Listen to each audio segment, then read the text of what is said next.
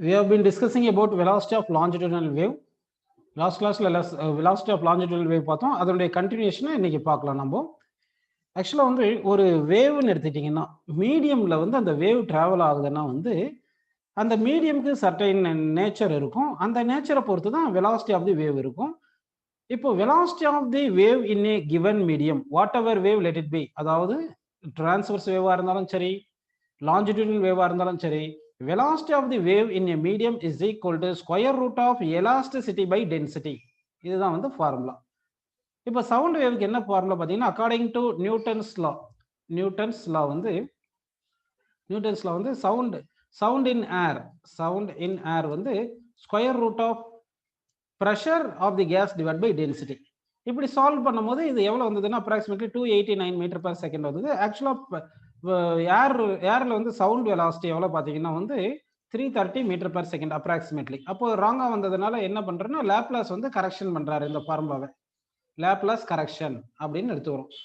இப்போ வந்து நமக்கு இவர் வந்து நியூட்டன் வந்து சவுண்ட் டிராவல் ஆகுறது மீடியமில் டிராவல் ஆகும்போது டெம்பரேச்சர் கான்ஸ்டன்டாக இருக்கும் அப்படின்னு நினச்சிட்டு ஐசோதெர்மல் ப்ராசஸாக இருக்குன்ட்டு எலாசிட்டி வந்து ஐசோதெர்மல் ப்ராசஸில் பல்க் மாடுலஸை போட்டார். அதுதான் தப்பு. ஆக்சுவலாக வந்து சவுண்டு டிராவல் ஆகும்போது கம்ப்ரெஷன் ரேர்ஃபேக்ஷனாக ட்ராவல் ஆயிருக்கும். அப்போ கம்ப்ரெஷன் ரேர்ஃபேக்ஷனாக ட்ராவல் ஆகும்போது என்ன ஆகுதுன்னா உங்களுக்கு டெம்பரேச்சர் டிஃப்ரெண்டாக இருக்கும். கம்ப்ரெஷன் பிளேஸில் அதிகமாக இருக்கும் டெம்பரேச்சர், ரேர்ஃபேக்ஷன் பிளேஸில் டெம்பரேச்சர் கம்மியாக இருக்கும். அப்போ டெம்பரேச்சர் டிஃபரன்ஸ் இருக்கு, அதனால ஐசோதெர்மல் ப்ராசஸ் வராது. சரிங்களா?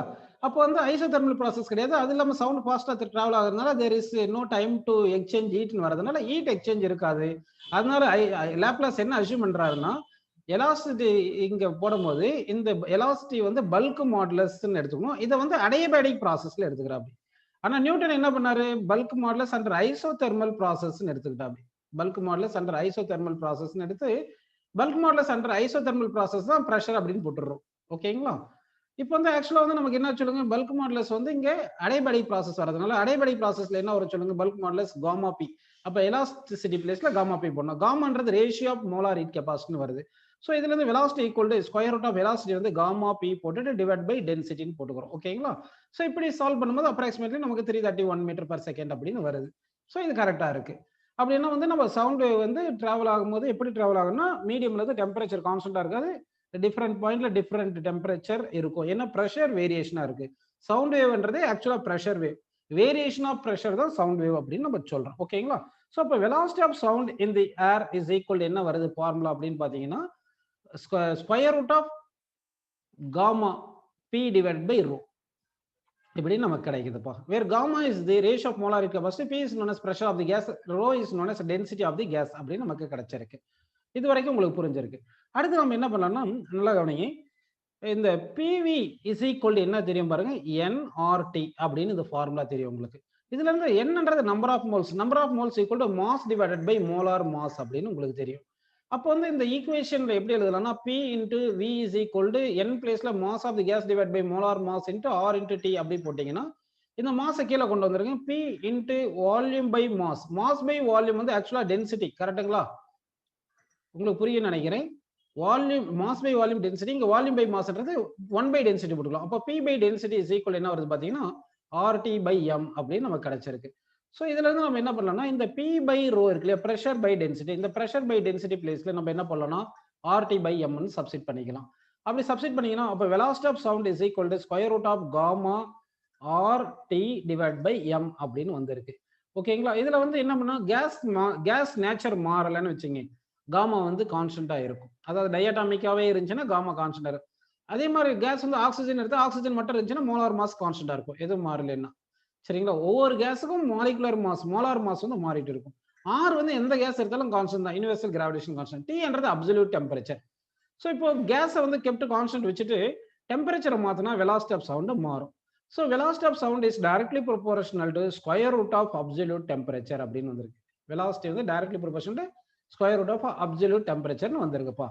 இப்போ நம்ம என்ன பண்ணலாம்னா கேஸை வந்து same type of gases different டெம்பரேச்சர்ல வச்சோம்னா வெலாசிட்டி ஆஃப் சவுண்ட் வந்து டிஃப்ரெண்டா இருக்கும்.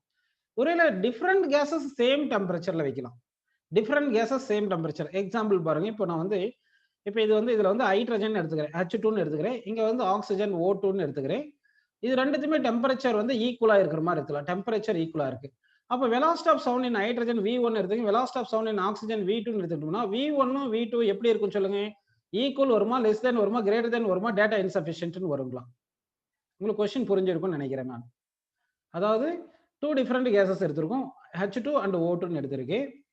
இந்த ரெண்டு கேஸோட டெம்பரேச்சர் வந்து ஈக்குவலா எடுத்திருக்கோம். நம்ம டெம்பரேச்சர் சேமா எடுத்திருக்கோம். velocity of sound in hydrogen, velocity of sound in oxygen. velocity of sound in hydrogen வந்து என்ன சொல்றேன்னா நான் என்ன எடுத்துருக்கேன் பாருப்பா, V1 ன்னு எடுத்திருக்கேன். ஓகேங்களா? சரி. அதே மாதிரி velocity of sound in oxygen என்ன எடுத்திருக்கேன், V2 எடுத்திருக்கேன். இது ஈக்குவல் வருமா, லெஸ் தென் வருமா, கிரேட்டர் தென் வருமா, டேட்டா இன்சஃபிஷியன்ட் அப்படின்னு நமக்கு வருமா ஆன்சர். இதுதான் கொஸ்டின் கேட்டிருக்கோம். ஸோ இங்க பார்த்தோம்னா velocity of sound டெம்பரேச்சர் சேமா இருந்துச்சுன்னா velocity of sound is inversely proportional to square root of molar mass. அப்போ மோலார் மாஸ் வந்து குறைவா இருந்துச்சுன்னா என்ன இருக்கும் உங்களுக்கு, velocity of sound அதிகமா இருக்கும். அப்போ molar mass of hydrogen less than molar mass of oxygen. velocity of sound molar mass inversely ப்ரொபோர்ஷனலா இருக்கு. அப்போ மோலார் மாஸ் கம்மியா இருந்துச்சுன்னா, அதாவது டெம்பரேச்சர் சேமா இருந்து மோலார் மாஸ் கம்மியா இருந்துச்சுன்னா அப்போ velocity of sound அதிகமா இருக்கும். So velocity of sound in hydrogen greater than velocity of sound in oxygen. அப்போ ஆப்ஷன் நமக்கு எந்த ஆன்சர் வருது பார்த்தீங்கன்னா third option is correct. So இதெல்லாம் நீங்க புரிஞ்சுக்கணும். ஸோ இப்போ வந்து உங்களுக்கு இது புரிஞ்சிருக்கு. இப்போ நல்லா கவனிங்க. இப்போ வந்து ஏர் மாலிகுல்ஸ் எப்படி இருக்குன்னு வச்சுக்கோ. ஏர் மாலிகுல்ஸ் இருக்கு. இது டெம்பரேச்சர்னால என்ன ஆகும்னா இந்த ஏர் மாலிகுல் வந்து ஆர்எம்எஸ் வெலாசிட்டி இருக்கும். இதுக்கு ஆர்எம்எஸ் வெலாசிட்டி எவ்வளவு சொல்லுங்க? ஸ்கொயர் ரூட் ஆஃப் ஆர்எம்எஸ் வெலாசிட்டிக்கு என்னப்பா formula? Square root of 3RT/m. Square root of 3RT/m அப்படின்னு நமக்கு வருது. ஓகேங்களா? இது velocity of sound in this gas at that temperature.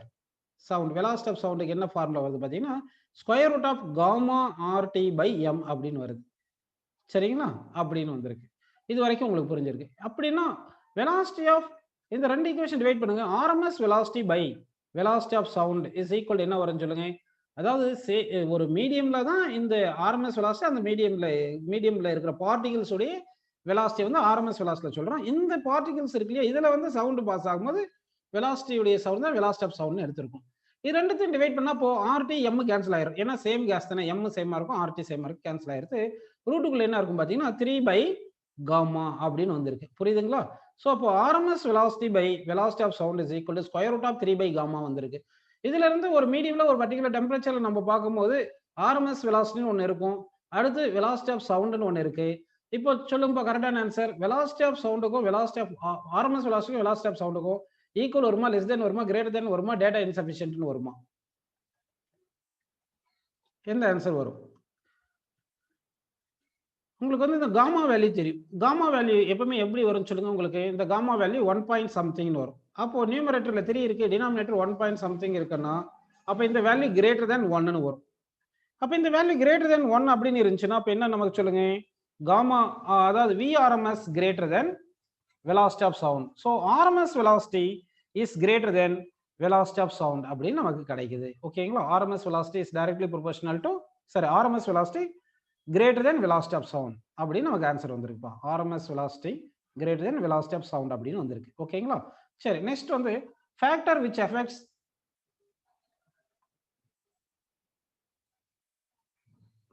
இங்க RMS velocity அப்படின்னு நம்ம ஒண்ணு பார்த்திருந்தோம். RMS velocityன்னா இப்போ வந்து என்ன சொல்லுங்க, RMS velocity என்ன, டிஃபரெண்ட் பார்ட்டிகல்ஸ் இருக்கு. ஒவ்வொரு particle velocity V1 V2 V3 அப்படி சோவான் இருக்கும் இல்லையா, இது எல்லாத்தையுமே நம்ம ஸ்கொயர் பண்ணி ஆட் பண்ணி சரிங்களா ரூட் எடுத்துட்டு பை n போட்டுறது. இப்படி இதுக்கு பேர் தான் RMS velocity. கரெக்ட்டுங்களா? இது உங்களுக்கு புரியுது. அதாவது RMS velocity of the gas தான் RMS velocity.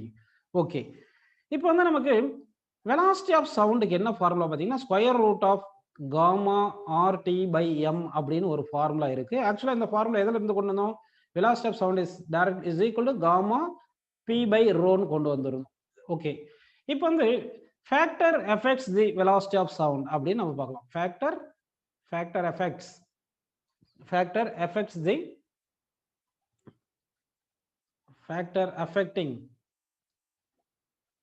affecting speed of sound பார்க்கலாம். ஓகேங்களா? இது வந்து ஸ்பீட் ஆஃப் சவுண்டை எஃபெக்ட் பண்ணுதுன்னு எடுத்து பார்க்கலாம். ஓகே, இப்போ நல்லா கவனிங்க.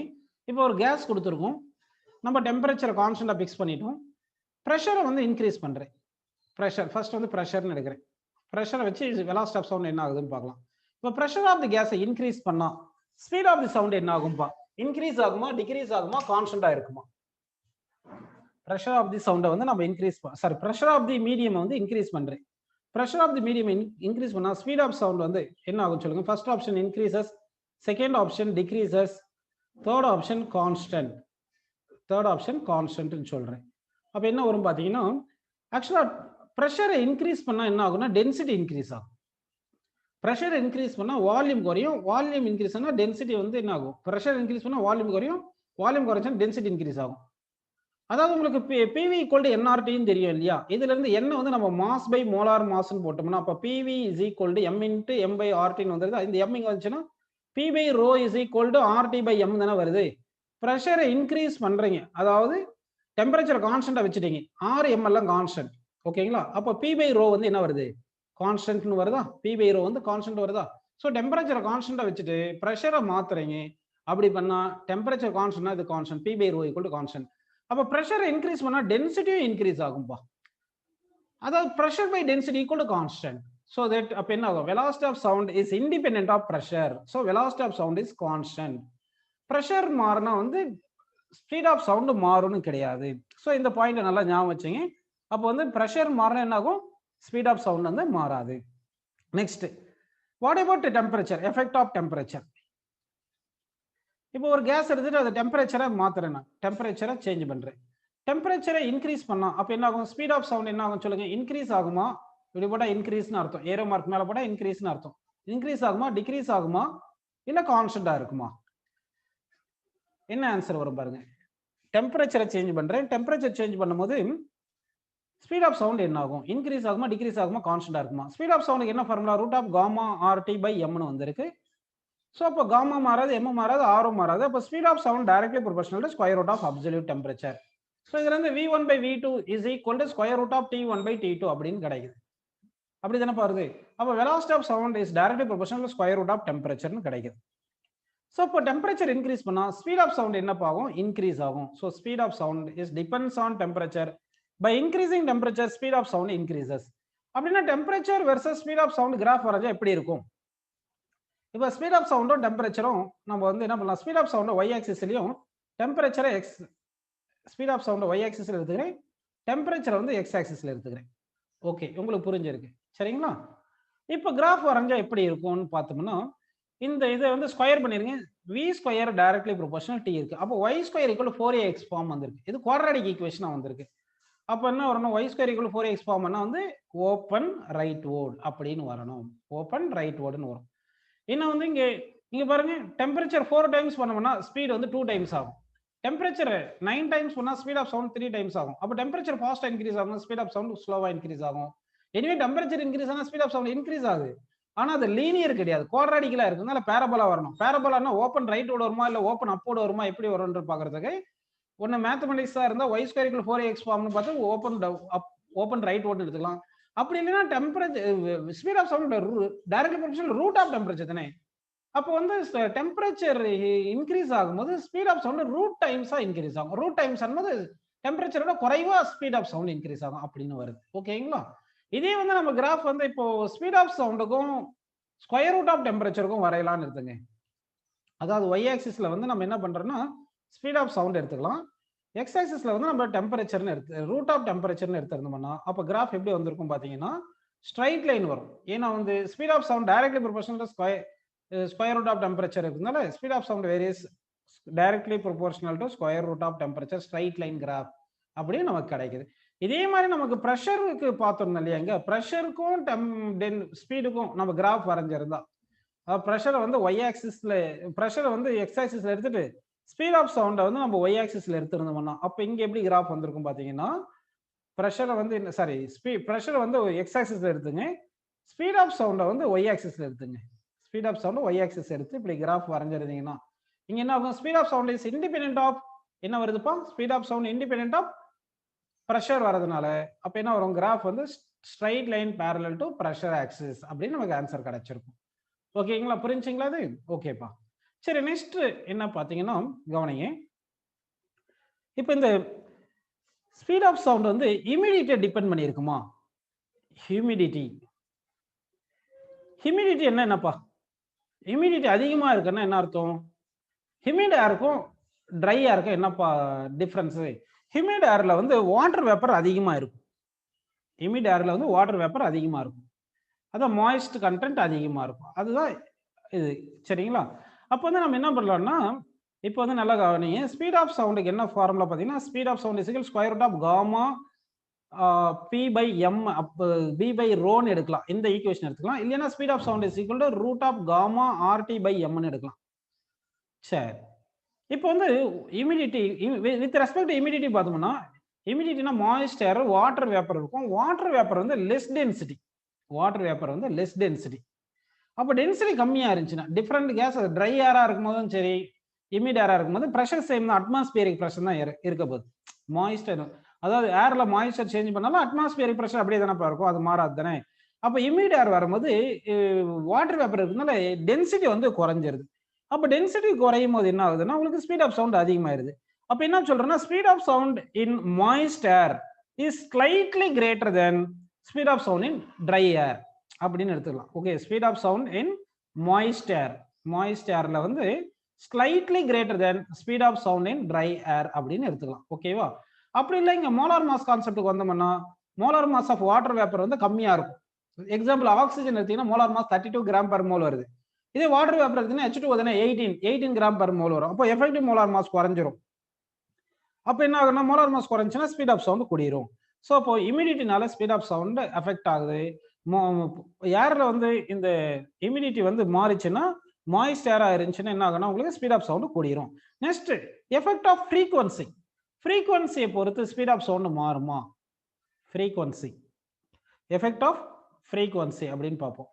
இப்போ வந்து இந்த ஃப்ரீக்வன்சி வந்து ஆக்சுவலா டிபெண்ட்ஸ் ஆன் என்ன பார்த்தீங்கன்னா வந்து source of sound.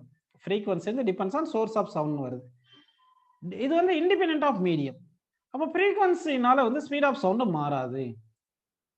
ஃப்ரீக்வன்சினால speed of sound மாறாது அப்படின்னு நமக்கு புரியுது. ஓகே, இப்போ அடுத்து என்ன பண்றீங்க பாருங்க. இப்போ நமக்கு ஸ்பீட் ஆஃப் சவுண்டுக்கு என்ன ஃபார்முலா பார்த்தீங்கன்னா, square root of gamma R T by M அப்படின்னு வந்திருக்கு. ஓகேங்களா?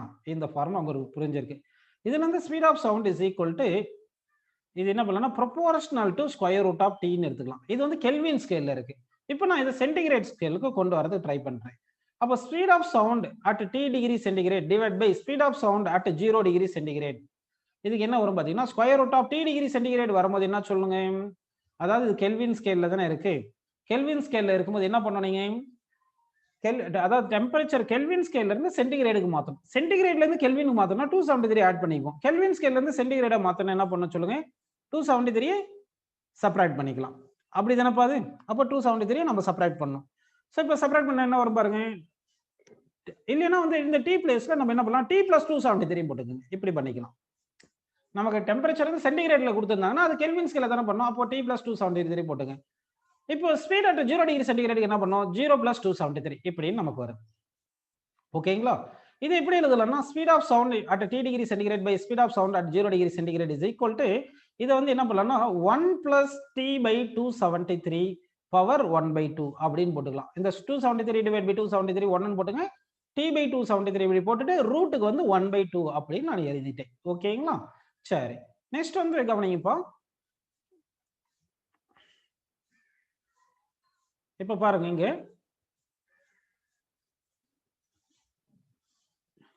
இப்ப speed of sound at T degree centigrade is equal to இந்த V0 இந்த பக்கம் வரும். Speed of sound V0 into இந்த T இருக்குல்ல டெம்பரேச்சர் வந்து நம்ம 0ல இருந்து ரைஸ் பண்றோம். எவ்வளவு 0ல இருந்து எவ்வளவு ரைஸ் பண்ணலாம், ஒரு 40 டிகிரி சென்டிகிரேட் வரைக்கும் வரணும் அஸ்யூம் பண்ணிக்கங்க. 30 டிகிரி சென்டிகிரேட் கூட வரையலாம். ஸோ கிட்டத்தட்ட ஒரு 27 போட்டீங்கன்னா 27/2 270 எடுத்துட்டீங்கன்னா கிட்டத்தட்ட நமக்கு என்ன வருது, இது 1/10 அப்படி தானே வருது. அப்போ இந்த வேல்யூ வெரி ஸ்மாலா இருக்கு. T / 273 ஸ்மாலா இருக்குன்னு அப்படின்னு அஸ்யூம் பண்ணிக்கலாமா? உங்களுக்கு ஆல்ரெடி பைனாமியல் தேரம்னு ஒரு தேரம் பார்த்திருப்போம். என்ன பார்த்திருக்கோம், 1 + x ஹோல் பவர் n எப்படி எழுதிக்கலாம் சொல்லுங்க, approximately 1 + nx if x is very less than 1. So இது ஆல்மோஸ்ட் வந்து கொஞ்சம் மினிமமா இருக்கிற மாதிரி அப்படின்னு அஸ்யூம் பண்ணிக்கலாம். ஓகேங்களா? அப்படி பண்ணீங்கன்னா என்ன பண்ணலாம், அப்ராக்சிமேட்டா எப்படி எழுதிக்கலாம்னா இந்த ஃபார்முலாவே 1 + t டிவைட் பை இந்த 1/2 × 273 கீழே 2 × 273 போட்டா என்ன வரும் சொல்லுங்க, 546 கிடைக்குமா? சரி, 546 வருது. இப்போ இந்த ஸ்பீட் ஆஃப் சவுண்ட் எவ்வளவு சொல்லுங்க, கிட்டத்தட்ட 330 வச்சுங்க, நியர்லி 330 எடுத்துங்க. அப்போ speed of sound Vt is equal to இந்த V0 இங்க வந்துரும். V0 பிளஸ் இங்க என்ன வர சொல்லு, இந்த V0 உள்ள மல்டிப்ளை பண்ணும்போது ஆல்மோஸ்ட் 331 அப்படின்னு போட்டுங்க. போட்டு இந்த T டிவைட் பை 546 எடுத்துங்க. இப்போ நம்ம என்ன பண்ணலாம்னா இந்த 331 546 ஆன்சர் பண்ணா 0.61 அப்படின்னு நமக்கு கிடைக்கும். ஒரு சில புக்ல 0.6ன்னு போட்டிருப்பாங்க. அப்போ speed of sound at t degree centigrade is equal to speed of sound at 0 degree centigrade plus 0.61 into centigrade temperature in centigrade அப்படின்னு நம்ம எழுதியிருக்கோம். அப்படின்னா வந்து நல்லா கவனிங்க. அப்போ வந்து every 1 degree centigrade rise in டெம்பரேச்சருக்கு speed of sound rises by 0.61 metre per second. புரியுதுங்களா? அதாவது for every 1 degree centigrade rise in temperature speed of sound எவ்வளவு இன்க்ரீஸ் ஆகுது? 0.61 மீட்டர் பர் செகண்ட் இன்க்ரீஸ் ஆகுது. ஒருவேளை டெம்பரேச்சர் 10 டிகிரி சென்டிகிரேட் கூட்டிட்டோம்னா அப்போ speed of sound increases by 6.1 அப்படின்னு நமக்கு வந்திருக்கும். ஓகேங்களா? ஸோ அப்போ வந்து வெலாசிட்டி ஆஃப் சவுண்டுக்கும் டெம்பரேச்சர் இன் சென்டிகிரேட் ஸ்கேலுக்கும் நமக்கு வந்து ஒரு ரிலேஷன் அப்ராக்சிமேட்டா டெரைவ் பண்ணியிருக்கும். ஓகேங்களா? ஸோ அப்போ வந்து சென்டிகிரேட் ஸ்கேலுக்கும் velocity of sound at t degree சென்டிகிரேடுக்கும் நம்ம வந்து கிராஃப் வரையலாம். கிராஃப் வரைஞ்சா எப்படி இருக்கும் பாருங்க. y ஆக்சிஸ்ல velocity of sound at t degree centigrade எடுத்துங்க, x ஆக்சிஸ்ல டெம்பரேச்சர் அட் டிகிரி சென்டிகிரேட்ல எடுத்துங்க. இப்படி இருக்குன்னா y is equal to mx plus c அப்படின்னு வருது.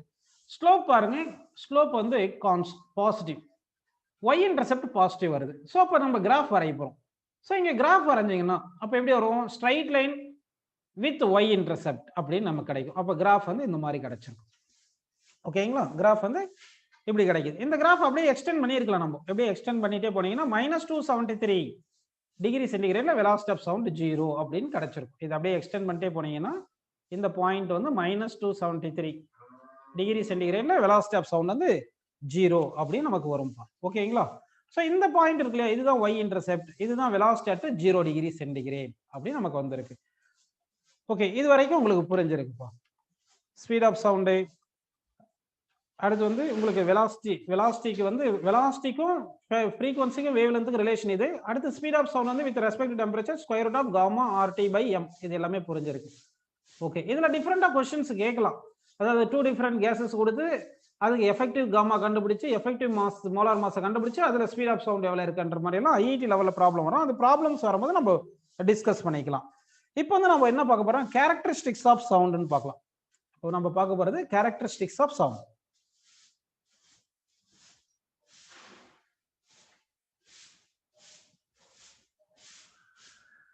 கேரக்டரிஸ்டிக்ஸ் ஆஃப் சவுண்ட்னு பார்க்குறேன்.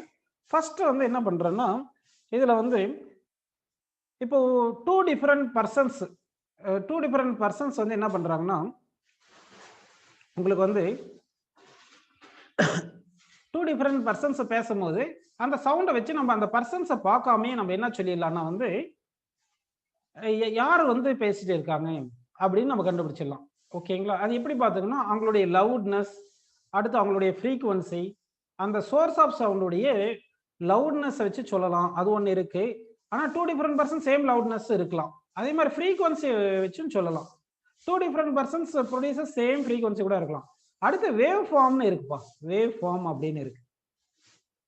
வேவ் ஃபார்ம் பார்த்தீங்கன்னா இதுல ஓவர் டோன்ஸ், ஹார்மோனிக்ஸ் அந்த மாதிரி எல்லாம் இருக்கு. அதெல்லாம் வந்து நான் அப்புறமா எக்ஸ்பிளைன் பண்றேன். வேவ் ஃபார்ம்னா இந்த குரூப் ஆஃப் வேவ்ஸ் கம்பைன் ஆகி இருக்கிறது மாதிரி அஸ்யூம் பண்ணிக்கிங்க. ஒவ்வொருத்தர் சோர்ஸும் ப்ரொடியூஸ் பண்றது சோர்ஸ் 1 சோர்ஸ் 2 அஸ்யூம் பண்ணிக்கிங்க. இந்த சோர்ஸ் 1 ப்ரொடியூஸ் பண்ற வேவ் உடைய நேச்சரும் சோர்ஸ் 2 ப்ரொடியூஸ் பண்ற வேவ் நேச்சரும் டிஃப்ரெண்டா இருக்கலாம். அப்போ வேவ் ஃபார்ம் வச்சு கூட அதான் சேம் லவுட்னஸ் சேம் ஃப்ரீக்வன்சி இருந்து வேவ் ஃபார்ம் டிஃப்ரெண்டா இருந்துச்சுன்னா நமக்கு எப்படி இருக்குன்னா அந்த சவுண்டுடைய கேரக்டர் வந்து டிஃப்ரெண்டா இருக்கும். அப்போ வந்து ஒரு சவுண்ட் வந்து நம்ம எப்படி கேரக்டரைஸ் பண்ணலாம்னா லவுட்னஸ் வச்சு சொல்லலாம், ஃப்ரீக்வன்சி வச்சு சொல்லலாம், அடுத்து வேவ் ஃபார்ம் வச்சு சொல்லலாம். லவுட்னஸ் வந்து எதை மெஷர் பண்ணுது பார்த்தீங்கன்னா ஆல்மோஸ்ட் ஆம்ப்ளிடியூட் அப்படின்னு எடுத்துக்கலாம். Amplitude of the wave. ஃப்ரீக்வன்சின்றது என்ன பார்த்தீங்கன்னா பிச். இதெல்லாம் லோயர் கிளாஸ்ல படிச்சுப்பாரு. ஒருத்தருக்கு ஹை பிச் இருக்குன்னா அவர் பேசுற அவர் ப்ரொடியூஸ் பண்ற ஃப்ரீக்வன்சி வந்து அதிகமா இருக்குன்னு அர்த்தம். லோ பிச்சில் பேசுறாங்கன்னா அப்ப என்ன அர்த்தம்? ஃப்ரீக்வன்சி கம்மியா ப்ரொடியூஸ் பண்ணியிருக்காங்கன்னு அர்த்தம். ஓகேங்களா? சவுண்ட் லெவல் இப்போ நம்ம பார்க்க போறது சவுண்ட் லெவல் அப்படின்னு ஒரு டேர்மை பார்க்க போறேன். Sound level. இந்த சவுண்ட் லெவல்ன்ற கான்செப்ட் ரொம்ப இம்பார்ட்டன்ட். இதை பார்க்கறதுக்கு முன்னாடி ஒரு கான்செப்ட் உங்களுக்கு எக்ஸ்பிளைன் பண்ணிட்டு சவுண்ட் லெவலுக்கு வரேன். இன்டென்சிட்டி ஆஃப் சவுண்ட் அப்படின்னு நான் வரேன்ப்பா.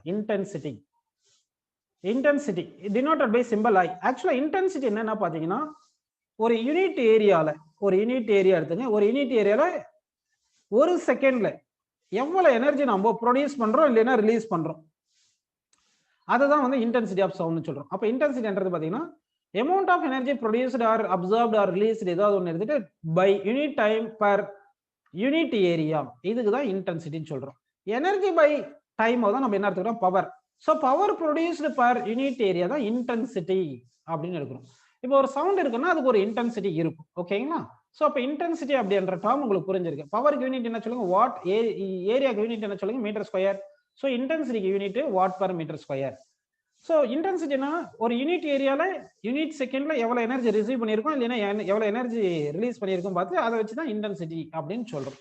சரி, ஜென்ரலா ஒவ்வொரு சோர்ஸுக்கும் வந்து இன்டென்சிட்டின்னு இருக்கும். அதாவது அந்த சோர்ஸ் வந்து சவுண்டை ப்ரொடியூஸ் பண்ணும்.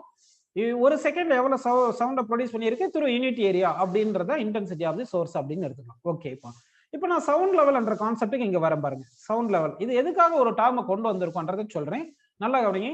உங்களுக்கு ஆல்ரெடி வந்து ஆல் வைப்ரேட்டிங் பாடி லோயர் கிளாஸ்ல படிச்சிருப்பீங்க. ஆல் வைப்ரேட்டிங் பாடி ப்ரொடியூஸ் சவுண்ட் அப்படின்னு நீங்க படிச்சிருப்பீங்க. ஆல் வைப்ரேட்டிங் பாடி ப்ரொடியூஸ் சவுண்ட்.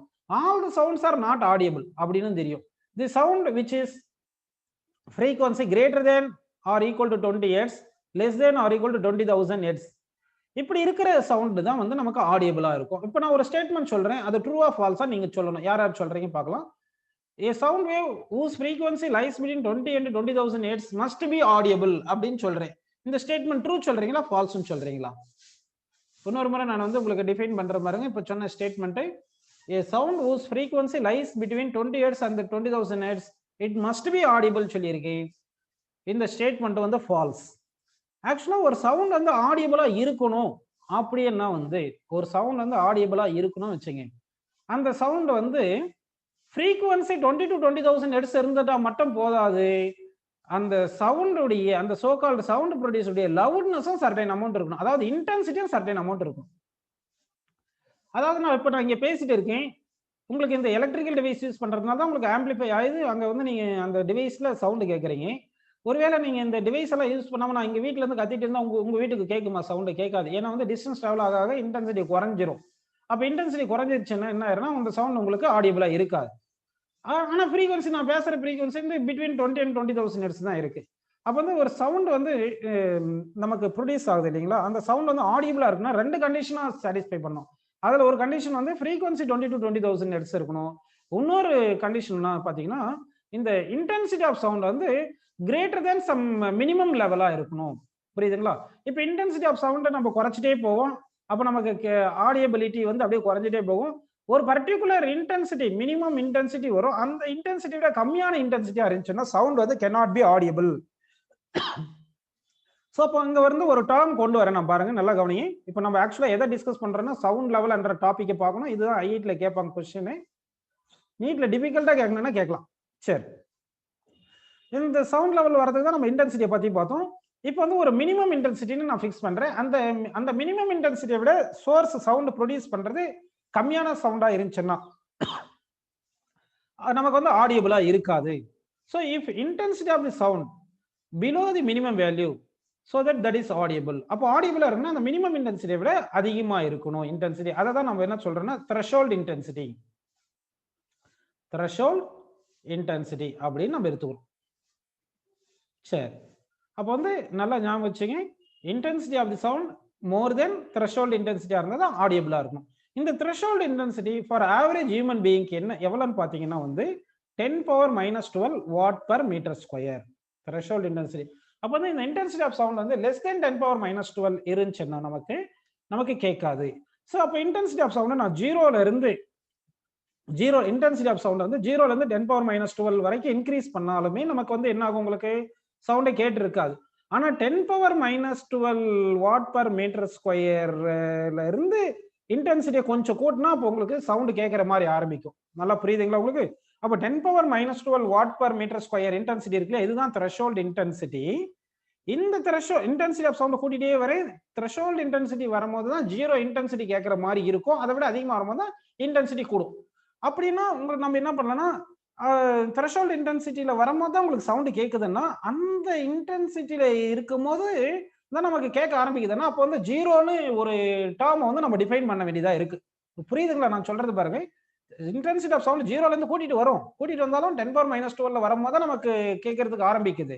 அப்படின்னா இந்த 10⁻⁻12 இன்டென்சிட்டி இருக்கும் போது தான் ஸ்டார்ட் சவுண்ட் கேட்குற மாதிரி ஆரம்பிக்குதுன்னா அப்போ நமக்கு ஒரு ஒரு பிசிக்கல் குவான்டிட்டி தேவைப்படுது. அந்த பிசிக்கல் குவான்டிட்டி தான் இந்த I0 அதாவது த்ரெஷோல்ட் இன்டென்சிட்டி வரும்போது நமக்கு 0ன்ற ஒரு வேல்யூல இருந்து வர மாதிரி அஸ்யூம் பண்ணிக்கும். அதை தான் நம்ம சவுண்ட் லெவல்னு எடுத்துக்கணும். சரிங்களா? அப்படின்னா வந்து ஒரு லாகாரிதமிக் ஸ்கேல்ல நான் டிஃபைன் பண்ண போறேன். நமக்கு கேட்கிற சவுண்ட் வந்து நம்ம ரிசீவ் பண்ணிக்கிற சவுண்ட் ஐன்னு வச்சுங்க. த்ரெஷோல்ட் இன்டென்சிட்டி I0 எடுத்துக்கிறேன். I/I0 போட்டு லாகரிதம் ஸ்கேல்ல எடுத்துக்கிறேன். இதுதான் சவுண்ட் லெவல்னு எடுத்துக்கிறேன். ஸோ லாகரிதமிக் ஸ்கேல்ல intensity of sound received divide by threshold intensity தான் சவுண்ட் லெவல்னு சொல்றோம். என்ன பாருங்க, இன்டென்சிட்டி ஆஃப் சவுண்ட் வந்து I0 இருந்துச்சுன்னா I ஈக்குவல் I0 போட்டு பாருங்க. I0 கேன்சல் 1ன்னு வரும். log 1 0 தானே, அப்போ சவுண்ட் லெவல் 0 வருது. அப்போ இன்டென்சிட்டி ஆஃப் சவுண்ட் வந்து த்ரெஷோல்ட் இன்டென்சிட்டியா இருக்கும்போது சவுண்ட் லெவல் 0 வருது. அடுத்து intensity of sound greater than threshold intensity இருந்துச்சுன்னா இந்த வேல்யூ வந்து கிரேட்டர் தென் 0 வரும். அப்போ அந்த நம்ம கேட்ட சவுண்ட் வந்து கிரேட்டர் தென் 0 வருது. அதனால வந்து சவுண்ட் லெவல்னு ஒரு டேர்மை டிஃபைன் பண்ணியிருக்கேன். உங்களுக்கு புரிஞ்சிருக்கும்னு நினைக்கிறேன். ஸோ இப்போ சவுண்ட் லெவலுக்கு வந்து சவுண்ட் லெவல்னு ஒரு டேர்மை டிஃபைன் பண்ணியிருக்கோம். அந்த சவுண்ட் லெவலை எப்படி டிஃபைன் பண்றோம்னா logarithmic scale of I/I0. I என்றது intensity of sound received, I0 என்றது என்ன பாத்தீங்கன்னா வந்து த்ரெஷோல்ட் இன்டென்சிட்டி அப்படின்னு உங்களுக்கு புரிஞ்சிருக்குப்பா. ஓகே, சரி. இப்போ வந்து என்ன பண்ணலாம்னா இந்த சவுண்ட் லெவலுக்கு என்ன யூனிட்னு பாத்தீங்கன்னா பெல். சவுண்ட் லெவலுக்கு யூனிட் என்ன பாத்தீங்கன்னா பெல் அப்படின்னு எடுத்துக்கிறோம். கிரஹம் பெல் அப்படி சயின்டிஸ்ட் இருக்காரு இல்லையா, ஒருவேளை அவருடைய பேர் ஹானர் பண்றதுக்காக யூனிட் வச்சிருக்காங்களா என்னன்னு தெரியல. பாத்தீங்க சவுண்ட் லெவலுக்கு யூனிட் வந்து பெல். ஆனா பெல்ன்றது வந்து கிரேட்டர் யூனிட்டா இருக்கு. அதனால ஸ்மாலர் யூனிட் யூஸ் பண்ண போறோம். நமக்கு தெரியும் இல்லையா 1 மீட்டர் ஈக்குவல் டு 10 டெசிமீட்டர் அப்படின்னு தெரியும் இல்லையா. அந்த மாதிரி 1 bel is equal to 10 decimetre decibel அப்படின்னு எடுத்துக்கலாம். 1 bel is equal to bel வந்து கேபிட்டல் பின்னு எடுத்துக்கிறோம்.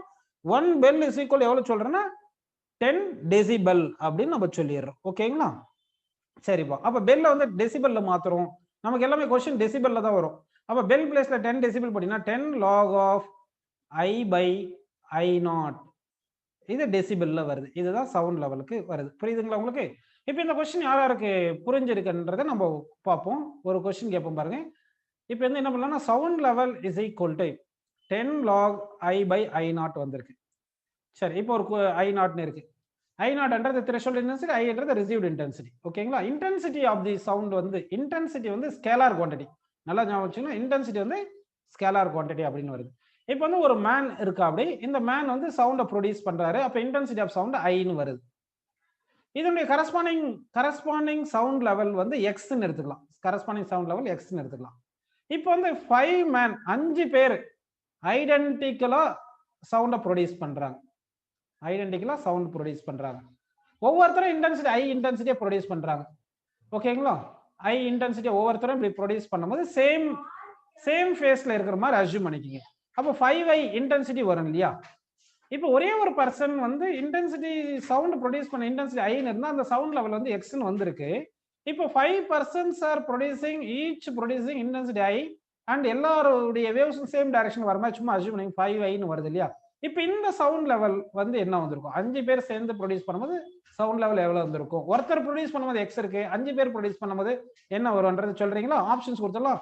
5Xன்னு ஒரு ஆப்ஷன், செகண்ட் ஆப்ஷன் X/5ன்னு ஒரு ஆப்ஷன், தேர்ட் ஆப்ஷன் 5+Xன்னு ஒரு ஆப்ஷன், ஃபோர்த் ஆப்ஷன் 5-Xன்னு ஒரு ஆப்ஷன், ஃபிஃப்த் ஆப்ஷன் நன் அப்படின்னு நம்ம கொடுக்கலாம்.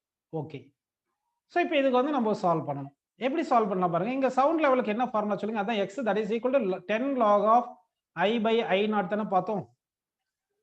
10 log of I/I0 பார்த்தோம். இப்போ இங்க நியூ சவுண்ட் லெவலுக்கு என்ன வரும் பாருங்க. நியூ சவுண்ட் லெவலுக்கு வந்து 10 log of, நல்லா பாருங்க, 10 log of என்ன வருது சொல்லுங்க? இந்த 5I/I0 போட்டுக்கலாமா? 5I/I0 போட்டுக்கங்க. 5 into I/I0. உங்களுக்கு log of A into B தெரியும் இல்லையா? log ABக்கு என்ன formula? log A plus log B. So அப்போ என்ன வருது பாருங்க, 10 into log 5 plus log I/I0 அப்படின்னு வருது. புரியுதுங்களா அப்போ உங்களுக்கு? ஓகே, இப்போ என்ன பண்ணலாம்னா இந்த 10 உள்ள மல்டிப்ளை பண்ணுங்க. So 10 log 5 plus 10 log I/I0. ஓகேங்களா? சரி, இப்போ இந்த 10 log I/I0 தான் X. இதை என்ன வருது சொல்லுங்க? X. அப்போ இந்த வேல்யூ என்ன எடுத்துக்கலாம் சொல்லுங்க? இதை Xன்னு எடுத்துங்க.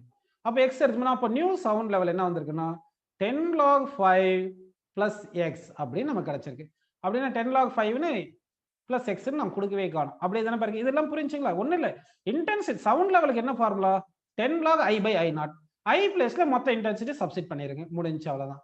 இங்க 5i வருதுன்னா 5i by I naught. இதை நம்ம மேத்தமெட்டிக்கலா பார்க்குறோம். 5 into I by I naught போட்டு log a into b log a plus log b ன்னு போட்டுறோம். இந்த 10 உள்ள மல்டிப்ளை பண்றோம். 10 log I by I naught already கொடுத்தாச்சு, அது வந்து x ன்னு கொடுத்ததுனால இந்த 10 log 5 அப்படின்னு எடுத்துருக்கோம். ஓகேப்பா. ஸோ இப்போ உங்களுக்கு சவுண்ட் லெவல் அப்படின்ற கான்செப்ட் புரிஞ்சிருக்கு. அப்போ கேரக்டரிஸ்டிக்ஸ் ஆஃப் சவுண்டை வந்து எப்படி நம்ம கேரக்டரைஸ் பண்ணலாம்னா, ஒன்று வந்து சவுண்ட் லெவல், இன்னொன்று வந்து பிச்சு, இன்னொன்று வந்து லவுட்னஸ், இன்னொன்று குவாலிட்டி, இது எல்லாமே உங்களுக்கு புரியுது. சரி, அடுத்து நம்ம பார்க்க போறது ப்ரோக்ரஸிவ் வேவ். இப்போ நம்ம பார்க்கறது ரொம்ப இம்பார்ட்டன்ட். இதுல இருந்து நிறைய கொஸ்டின்ஸ் ஐஐடியில் வரும், நீட்லயும் கேட்கணும்னா கேட்கலாம். ப்ரோக்ரஸிவ் வேவ் நல்லா கவனிப்பா. இப்போ இந்த கிளாஸ்ல என்ன பார்க்குறோம் பாருங்க, நம்ம ப்ரோக்ரஸிவ் வேவ் என்ற கான்செப்டை நம்ம பார்க்குறோம். ஓகேங்களா? சரி, இப்போ ப்ரோக்ரஸிவ் வேவ் என்ன பார்த்தீங்கன்னா, a wave that travels from one point of the medium to another is called progressive wave. It can be transverse or longitudinal wave. Progressive wave என்ன அர்த்தம்? ஒரு வேவ் வந்து டிராவல் ஆகணும், ஒரு பிளேஸ்ல இருந்து இன்னொரு பிளேஸுக்கு டிராவல் ஆச்சுன்னா அதை தான் வந்து நம்ம என்ன சொல்றோம்னா ப்ரோக்ரஸிவ் வேவ் அப்படின்னு நம்ம எடுத்துக்கிறோம். சரிங்களா? இப்போ நம்ம என்ன பண்ண போறோம்னா, ப்ரோக்ரஸிவ் வேவுக்கு வந்து நம்ம ஈக்குவேஷன் கொடுக்க போறோம். ப்ரோக்ரஸிவ் வேவுக்கு ஈக்குவேஷன் கொடுக்க போறோம். பெரும்பாலும் ஈக்குவேஷன் எப்படி கொடுப்பாங்கன்னா, அந்த வேவுடைய டிஸ்பிளேஸ்மெண்ட் தான் மாறிட்டே இருக்கும் வித் ரெஸ்பெக்ட் டு டைம். அதனால வந்து என்ன பண்ணணும், அந்த டிஸ்பிளேஸ்மெண்ட் ஈக்குவேஷன் நம்ம எழுத போறோம். ஓகேங்களா? சரி, இங்க நல்லா கவனிங்க. இப்போ ப்ரோக்ரஸிவ் வேவுக்கு வந்து நம்ம டிஸ்பிளேஸ்மெண்ட் ஈக்குவேஷன் எழுதலாம். இப்போ எப்படி எழுதுறோம் பாருங்க. இப்போ இந்த வேவ் வந்து பாசிட்டிவ் எக்ஸ் டைரக்ஷன் இப்படி மூவ் ஆகுதுன்னு எடுத்துக்கலாம். பாசிட்டிவ் எக்ஸ் டைரக்ஷன் இப்படி மூவ் ஆகுது, நல்லா கவனிங்க. இப்படி மூவ் ஆகும்போது இந்த டைரக்ஷன்ல பார்ட்டிகல்ஸ், நிறைய பார்ட்டிகல்ஸ் இருக்கும், நிறைய பார்ட்டிகல்ஸ் இருக்கு. ஓகேங்களா? சரி, நம்ம என்ன பண்ணலாம்னா, ஒரு இங்க டிஸ்டர்பன்ஸ் வந்து இந்த பார்ட்டிகல் கொடுப்போம். இது இங்க வந்து இது வந்து x is equal to 0 என்ற பிளேஸ்ல இந்த பார்ட்டிகல் இருக்கு. இங்க இருக்கிற பார்ட்டிகல் வந்து ஒரு x என்ற டிஸ்டன்ஸ்ல இருக்கு. இப்போ x equal to 0ல இங்க பார்ட்டிகல் டிஸ்டர்பன்ஸ் கொடுக்குறோம்னு வச்சுங்கப்பா. இப்போ இந்த பார்ட்டிகல் வந்து ஸ்டார்ட் வைப்ரேட் ஆகுது. அப்புறமா கொஞ்ச நேரம் பொறுத்து இந்த செகண்ட் பார்ட்டிகல் வந்து டிஸ்டர்பன்ஸை ரிசீவ் பண்ணிக்கும். அப்புறமா கொஞ்ச நேரம் பொறுத்து இந்த பார்ட்டிகல் டிஸ்டர்பன்ஸை ரிசீவ் பண்ணிக்குது. இந்த மாதிரி இருக்கு. ஸோ இப்போ நல்லா கவனிங்க, ஒரு பர்டிகுலர் இன்ஸ்டன்ட்ல நான் ஒரு பர்டிகுலர் டைம்ல பார்க்கும்போது இந்த பார்ட்டிகல் 1ன்னு எடுத்துங்க, இந்த பார்ட்டிகல் 2ன்னு எடுத்துங்கப்பா. டிஸ்பிளேஸ்மெண்ட் ஆஃப் இந்த ரெண்டு பார்ட்டிகல் சேமா இருக்குமா, டிஃப்ரெண்டா இருக்குமா? ஃபர்ஸ்ட் பார்ட்டிகலுக்கு செகண்ட் பார்ட்டிகல் டிஸ்பிளேஸ்மெண்ட் சேமா இருக்குமா, டிஃப்ரெண்டா இருக்குமா? சிம்பிள் ஹார்மோனிக் மோஷன்ல நம்ம படிச்சிருப்போம். டிஸ்பிளேஸ்மெண்ட் ஈக்குவேஷன் என்ன படிச்சோம்? y is equal to a sin omega T plus pi அப்படின்னு பார்த்தோம். அப்படி தானேப்பா? இந்த ஃபேஸ் சேஞ்ச் ஆகிட்டே இருந்தா டிஸ்பிளேஸ்மெண்ட் மாறிட்டே இருக்கும். உங்களுக்கு தெரியும், இந்த direction of propagation of wave வந்து எப்படி இங்க வந்து பாசிட்டிவ் எக்ஸ் டைரக்ஷன்ல மூவ் ஆகுதுன்னு எடுத்துக்கலாம். வேவ் வந்து பாசிட்டிவ் எக்ஸ் டைரக்ஷன்ல மூவ் ஆகும்போது என்ன ஆகும்னா, ஒவ்வொரு பார்ட்டிகலா ரிசீவ் பண்ணிக்கும் டிஸ்டர்பன்ஸ். இப்போ இங்க இருக்கிற ஒரு பார்ட்டிகல் கன்சிடர் பண்றீங்கன்னா, இந்த பார்ட்டிகல் வந்து டிஸ்டர்பன்ஸை ரிசீவ் பண்றதுக்கு முன்னாடியே அதுக்கு முன்னாடி இருக்கிற பார்ட்டிகல் டிஸ்டர்பன்ஸை ரிசீவ் பண்ணியிருக்கும். அப்படி தானே? அப்போ ஃபேஸ் ஆஃப் தி பார்ட்டிகல், நான் என்ன சொல்லியிருக்கேன், ஃபேஸ் அப்படின்னு சொல்லியிருக்கேன். ஃபேஸ் ஆஃப் தி பார்ட்டிகல்ஸ் என்ன ஆகும்னா வந்து எலாங் தி ப்ராபகேஷன் ஆஃப் வேவ்ல வந்து டிக்ரீஸ் ஆகும். அப்போ ஃபேஸ் வந்து டிஃப்ரெண்ட் பார்ட்டிகல்ஸ் டிஃப்ரெண்டா இருக்குன்னு நம்ம ஃபர்ஸ்ட் கிளாஸ்ல பார்த்தோம். ஃபேஸை பத்தி சொல்லியிருக்கோம். ஓகேங்களா? ஃபர்ஸ்ட் கிளாஸ்ல நம்ம வேவ்ஸை பத்தி சொல்லும் போது ஃபேஸ் ஆஃப் தி பார்ட்டிகலை பத்தி சொல்லியிருந்தோம். இப்போ என்ன ஆகுதுன்னா, உங்களுக்கு வேவ் இப்படி டிராவல் ஆகும்போது ஒவ்வொரு பார்ட்டிகலா டிஸ்டர்பன்ஸை ரிசீவ் பண்ணிக்குது. இந்த செகண்ட் பார்ட்டிகல் கன்சிடர் பண்ணியிருக்கேன் இல்லையா, இந்த second particle receives disturbance little bit time later then the disturbance received by the particle 1 அப்படின்னு எடுத்துட்டோம். அப்படின்னா இந்த வேவ் இப்படி வரும்போது செகண்ட் பார்ட்டிகல் டிஸ்டர்பன்ஸ் ரிசீவ் பண்ணும்போது அப்பதான் இந்த செகண்ட் பார்ட்டிகல் ஸ்டார்ட் ஆசிலேட் ஆகுது. அதுக்கு முன்னாடியே இந்த ஃபர்ஸ்ட் பார்ட்டிகல் வந்து ஆசிலேஷன் ஸ்டார்ட் ஆகி கொஞ்சம் டிஸ்பிளேஸ்மெண்ட் இருந்திருக்கும், இல்லைன்னா கொஞ்சம் ஃபேஸ் இருக்கும் அப்படின்னு எடுத்துக்கலாம். ஓகேங்களா? ஸோ அப்போ வந்து இந்த இப்போ எல்லா பார்ட்டிகளுமே வைப்ரேட் ஆகுதுனால எல்லா பார்ட்டிகல் டிஸ்பிளேஸ்மெண்ட் ஈக்குவேஷன் நம்ம எழுத போறோம். அப்ப எழுதும் போது என்ன பண்ணா, ஒரு பர்டிகுலர் டைம்ல ஒரு அந்த டிஸ்பிளேஸ்மெண்ட் ஆஃப் தி பார்ட்டிகல் எழுதும் போது அந்த டிஸ்பிளேஸ்மெண்ட் ஆஃப் தி பார்ட்டிகல் என்ன டிஸ்பிளேஸ்மெண்ட் சொல்லலாம், இல்லைன்னா ஃபேஸ்ன்னு சொல்லலாம். Phase of the particle varies with respect to time as well as varies with distance. இந்த ஸ்டேட்மெண்ட் புரியுதுங்களா? Along the propagation of wave பார்த்தோம்னா வச்சுங்க, with respect to distance phase மாறுது, அதே டைம்ல வித் ரெஸ்பெக்ட் டு டைமும் ஃபேஸ் மாறுது. ஓகேங்களா? அப்படின்னா இப்போ phase of the particle with respect to time and with respect to distance ரெண்டுமே சேஞ்ச் ஆகுதுனால டிஸ்பிளேஸ்மெண்ட் டிபெண்ட்ஸ் ஆன் ஃபேஸ்னு வரும். அதனால displacement varies with respect to distance as well as time. இங்க ரெண்டு டேர்ம் நான் கொண்டு வரேன், இங்க கன்ஃபியூஸ் ஆகக்கூடாது. நீங்க என்ன பாத்தீங்கன்னா, டிஸ்பிளேஸ்மெண்ட்னு ஒன்னு கொண்டு வரேன், நல்லா கவனிங்க. டிஸ்பிளேஸ்மெண்ட் அப்படின்னு ஒரு டேர்ம் இருக்கு, அடுத்து டிஸ்டன்ஸ்னு ஒரு டேர்ம் கொண்டு வரேன். டிஸ்டன்ஸ்னு ஒரு டேர்ம் கொண்டு வரேன். டிஸ்பிளேஸ்மெண்ட் அப்படின்னா என்ன பண்ணீங்கன்னா, இங்க ஏதாவது ஒரு பார்ட்டிகலை கன்சிடர் பண்ணீங்கன்னா, இந்த பார்ட்டிகல் இப்படி ஆசிலேட் ஆகுது இல்லையா? இப்போ இந்த பார்ட்டிகல் மீன் பொசிஷன்ல இருந்து எக்ஸ்ட்ரீம் பொசிஷன் போகுது. இல்லைன்னா மீன் பொசிஷன்ல இருந்து பிட்வீன் மீன் பொசிஷன் எக்ஸ்ட்ரீம் பொசிஷன்ல இருக்கு. இது அதாவது மீன் பொசிஷன்ல இருந்து அந்த பார்ட்டிகளுடைய பொசிஷன் வைப்ரேட் ஆகும்போது எங்க இருக்குதோ அந்த பொசிஷனை கண்டுபிடிக்கிறது டிஸ்பிளேஸ்மெண்ட். ஆனா டிஸ்டன்ஸ்ன்றது என்ன பாத்தீங்கன்னா, இந்த மீடியம்ல வந்து வேவ் வந்து ப்ராபகேட் ஆகுது இல்லையா, இந்த வேவ் ப்ராபகேட் ஆகும்போது இப்படியே போயிட்டே இருக்கும். ஒவ்வொரு பார்ட்டிகள் டிஃபரெண்ட் டிஸ்டன்ஸ்ல இருக்கு அப்படின்னு நம்ம எடுத்துக்கோம். அப்போ வந்து இப்போ நான் சொல்றது உங்களுக்கு புரிஞ்சா இல்லையான்னு செக் பண்றது ஒரு ஸ்டேட்மெண்ட் சொல்றேன், அது ட்ரூவா ஃபால்ஸா பாருங்க. அதாவது distance of the particle given particle do not change but displacement of given particle changes with respect to time அப்படின்னு சொல்றேன். இந்த ஸ்டேட்மெண்ட் ட்ரூவா ஃபால்ஸா? இப்போ ஒரு பார்ட்டிகல் இது ஒன்னு கன்சிடர் பண்ணிட்டோம்னா இது ஆரிஜின்ல இருந்து சம் டிஸ்டன்ஸ்ல இருக்கு அப்படின்னு அர்த்தம். ஆனா displacement of the particle with respect to time change ஆயிட்டுன்னு அர்த்தம். ஓகேங்களா? அப்ப டிஸ்டன்ஸ் வேற டிஸ்பிளேஸ்மெண்ட் வேற. ஓகேங்களா? சரிப்பா, இது வந்து உங்களுக்கு புரிஞ்சிருக்கு. இப்போ வந்து என்ன ஆகுதுன்னா டிஸ்பிளேஸ்மெண்ட் ஆஃப் தி பார்ட்டிகல் வந்து ஒவ்வொரு பார்ட்டிகலும் டிஃபரெண்டா இருக்கும். டிஃபரெண்ட் டிஸ்டன்ஸ்ல இருக்கிற பார்ட்டிகலுக்கு அட் கிவன் இன்ஸ்டன்ட் டிஃபரெண்டா இருக்கும் டிஸ்பிளேஸ்மென்ட்னு சொல்றோம். அப்ப டிஸ்பிளேஸ்மெண்ட் ஈக்குவேஷன் நம்ம எழுத போறோம். அதுதான் ப்ரோகிரசிவ் வேவ் ஈக்குவேஷன் அப்படின்னு எடுத்துக்கிறேன். ஓகேங்களா? ஜெனரலா வந்து each and every particle undergo simple harmonic motion. இப்போ வேவ் வந்து ப்ராபகேட் ஆகும்போது ஒவ்வொரு பார்ட்டிகளும் என்ன ஆகும்னா வைப்ரேட் ஆகும். அப்போ ஒவ்வொரு பார்ட்டிகளும் சிம்பிள் ஹார்மோனிக் மோஷன்ல இருக்கும். அப்போ சிம்பிள் ஹார்மோனிக் மோஷன்ல இருக்குன்னா y = a sin omega t plus pi ன்னு இருக்கும். ஓகேங்களா? இப்போ வந்து நான் என்ன பண்றேன்னா இந்த x = 0 என்ற பிளேஸ்ல இருந்து ஒரு பார்ட்டிகல்ல இருந்து எடுத்து x டிஸ்டன்ஸ்ல இருக்கிற பார்ட்டிகலுக்கு நான் வந்து டிஸ்பிளேஸ்மெண்ட் ஈக்குவேஷன் எழுதணும். அப்படின்னா இங்க இருக்கிற ஃபர்ஸ்ட் பார்ட்டிகலுக்கு செகண்ட் பார்ட்டிகலும் கன்சிடர் பண்ணோம்னா சம் ஃபேஸ் டிஃபரன்ஸ் இருக்கும். சோ அந்த ஃபேஸ் டிஃபரன்ஸ் இங்க சப்ஸ்டிட் பண்ணிட்டோம்னு வெச்சுங்க. அந்த ஃபேஸ் டிஃபரன்ஸை வந்து இங்க சப்ஸ்டிட் பண்ணிடணும். சப்ஸ்டிட் பண்ணிட்டோம்னா displacement of a particle at x distance from origin அப்படின்னு நமக்கு கிடைச்சிரும். புரியுதுங்களா உங்களுக்கு என்ன சொல்றேன்னு? அதாவது டைம் t = 0ல டைம் t = 0 நல்லா கவனிங்க. டைம் t = 0ல இந்த பார்ட்டிகல் இருக்கு இல்லைங்களா, இந்த பார்ட்டிகல் சம் ஃபேஸ் இருக்கும். அதே மாதிரி இந்த பார்ட்டிகல் கொஞ்சம் ஃபேஸ் இருக்கும். ஆனா செகண்ட் பார்ட்டிகல் ஃபேஸ் வந்து லெஸ் தென் ஃபர்ஸ்ட் பார்ட்டிகலுக்கு இருக்கும் அப்படின்னு எடுத்துங்க. அப்படி இல்லைன்னா நீங்க என்ன பண்ணலாம்னா, இப்போ இது புரியுதுன்னு நினைக்கிறேன் உங்களுக்கு. இல்லைன்னா டைம் t = 0ல இந்த செகண்ட் பார்ட்டிகலுக்கு ஃபேஸ் 0 வரனா இந்த ஃபர்ஸ்ட் பார்ட்டிகல் ஆல்ரெடி கொஞ்சம் ஃபேஸ் இருக்கும், எக்ஸ்ட்ராவா ஃபேஸ் இருக்கும் அப்படின்னு கூட எடுத்துக்கலாம். ஒன்றும் பிரச்சனை இல்லை. கன்ஃபியூஸ் ஆகாம எழுதிடலாம். y = a sin omega t plus pi இருக்கு. இந்த இனிஷியல் ஃபேஸை நம்ம எழுத போறோம். எப்படி எழுதுறோம்னு பாருங்கப்பா. இப்போ வந்து இங்க ஃபர்ஸ்ட் பார்ட்டிகல் இருக்கு இல்லைங்களா, இந்த பார்ட்டிகலை விட இங்க செகண்ட் பார்ட்டிகலுக்கு ஃபேஸ் கம்மியா இருக்கும். எவ்வளவு ஃபேஸ் கம்மியா இருக்கும்ன்றதை பார்க்கலாமா நம்ம? எவ்வளவு ஃபேஸ் கம்மியா இருக்கும் பாத்தீங்கன்னா, அதுதான் ஃபேஸ் டிஃபரன்ஸ்க்கும் பாத் டிஃபரன்ஸ்க்கும் ரிலேஷன் நான் ஃபர்ஸ்ட்ல நடத்தியிருந்தேன். What is the relation between phase difference and path difference? Phase difference is equal to k into path difference. இந்த k தான் என்ன சொல்லியிருந்தோம்? Propagation constant. இந்த k க்கு என்ன ஃபார்முலா? 2π/λ அப்படின்னு பார்த்திருந்தோம். சரி, அப்போ phase difference is equal to 2π/λ into x அப்படின்னு நமக்கு கிடைக்குது. ஓகேங்களா? அப்ப வந்து நம்ம என்ன பண்ணலாம், x = 0ல இருந்து x டிஸ்டன்ஸ்ல ஒரு பார்ட்டிகலை கன்சிடர் பண்றேன். அப்போ வந்து x டிஸ்டன்ஸ்ல இருக்கிற பார்ட்டிகளுடைய ஃபேஸ் வந்து இவ்வளவு ஃபேஸ் கம்மியா இருக்கு x = 0ல இருக்கிற பார்ட்டிகளை விட. ஓகே, புரியுதுங்களா உங்களுக்கு? சரி, இப்போ வந்து நல்லா கவனிச்சிங்க. அட் டைம் t = 0ல x = 0 என்ற பார்ட்டிகல் ஷார்ட் வைப்ரேட் ஆகுதுன்னு அஸ்யூம் பண்ணிக்கலாம். அப்படி ஆகுதுன்னா இந்த பார்ட்டிகளுக்கு டிஸ்பிளேஸ்மெண்ட் ஈக்குவேஷன் என்ன வரும்னா y = a sin omega t ன்னு வந்துரும். ஓகேங்களா? அப்படி தானே வரும். ஆனா இந்த செகண்ட் பார்ட்டிகல் ஒன்னு எடுத்துருக்கோம் இல்லையா, இது x distance from origin இருக்குல்ல, இந்த பார்ட்டிகலுக்கு டிஸ்பிளேஸ்மெண்ட் ஈக்குவேஷன் என்ன வரும்னு பாத்தீங்கன்னா y = a sin எழுதும் போது இங்க ஃபர்ஸ்ட் பார்ட்டிகலுக்கு இருக்கிற ஃபேஸை விட இந்த பார்ட்டிகல் கொஞ்சம் ஃபேஸ் கம்மியா இருக்கும். எவ்வளவு ஃபேஸ் கம்மியா இருக்குன்னா இவ்வளவு ஃபேஸ் கம்மியா இருக்கும். அப்போ வந்து sin omega t மைனஸ் இந்த 2π/λx, அந்த 2π/λ தான் k போட்டு kx அப்படின்னு போட்டுக்கிறோம். இதுதான் ப்ரோகிரசிவ் வேவ் ஈக்குவேஷன். இதை இன்னொரு முறை சொல்றேன் பாருங்க, நல்லா கவனிங்க. இப்போ x = 0ன்னு ஒரு பாயிண்ட் இருக்குன்னா அந்த பார்ட்டிகல் அங்க ஒரு பார்ட்டிகல் இருக்கு. இந்த பார்ட்டிகலுக்கு displacement equation a sin omega t அப்படின்னு எடுத்துக்கிறோம். அடுத்து இன்னொரு பார்ட்டிகல் எடுத்துக்கிறேன். இந்த பார்ட்டிகலுக்கு டிஸ்பிளேஸ்மெண்ட் ஈக்குவேஷன் எழுதணும். இந்த பார்ட்டிகல் டிஸ்பிளேஸ்மெண்ட் ஈக்குவேஷன் எழுதும் போது இந்த particle x distance from the first பார்ட்டிகல்னு இருக்கு. அப்ப இந்த பார்ட்டிகளுடைய ஃபேஸ் வந்து ஃபர்ஸ்ட் பார்ட்டிகலை விட கொஞ்சம் கம்மியா இருக்கும். எவ்வளவு கம்மியா இருக்குமோ அவ்வளவு செப்பரேட் பண்ணிருங்க. So y = a sin omega t, phi phase கம்மியா இருக்குன்னா மைனஸ் பைன்னு போட்டுட்டேன். இந்த பைக்கும் இந்த எக்ஸுக்கும் ரிலேஷன் தான் ஃபேஸ் டிஃபரன்ஸ்க்கும் பாத் டிஃபரன்ஸ்க்கும் ரிலேஷன். ஃபேஸ் டிஃபரன்ஸ்க்கும் பாத் டிஃபரன்ஸ்க்கு என்ன ரிலேஷன் பாத்தீங்கன்னா phi = k × x, where k is known as 2π/λ ன்னு ஆல்ரெடி இந்த டெரிவேஷன்ல டெரைவ் பண்ணியிருக்கேன் ஃபர்ஸ்ட் கிளாஸ்ல. அப்ப இதை சப்ஸ்டிட் பண்ணோம்னா y = a sin omega t minus kx. This is the progressive equation அப்படின்னு சொல்றோம். ஓகேங்களா?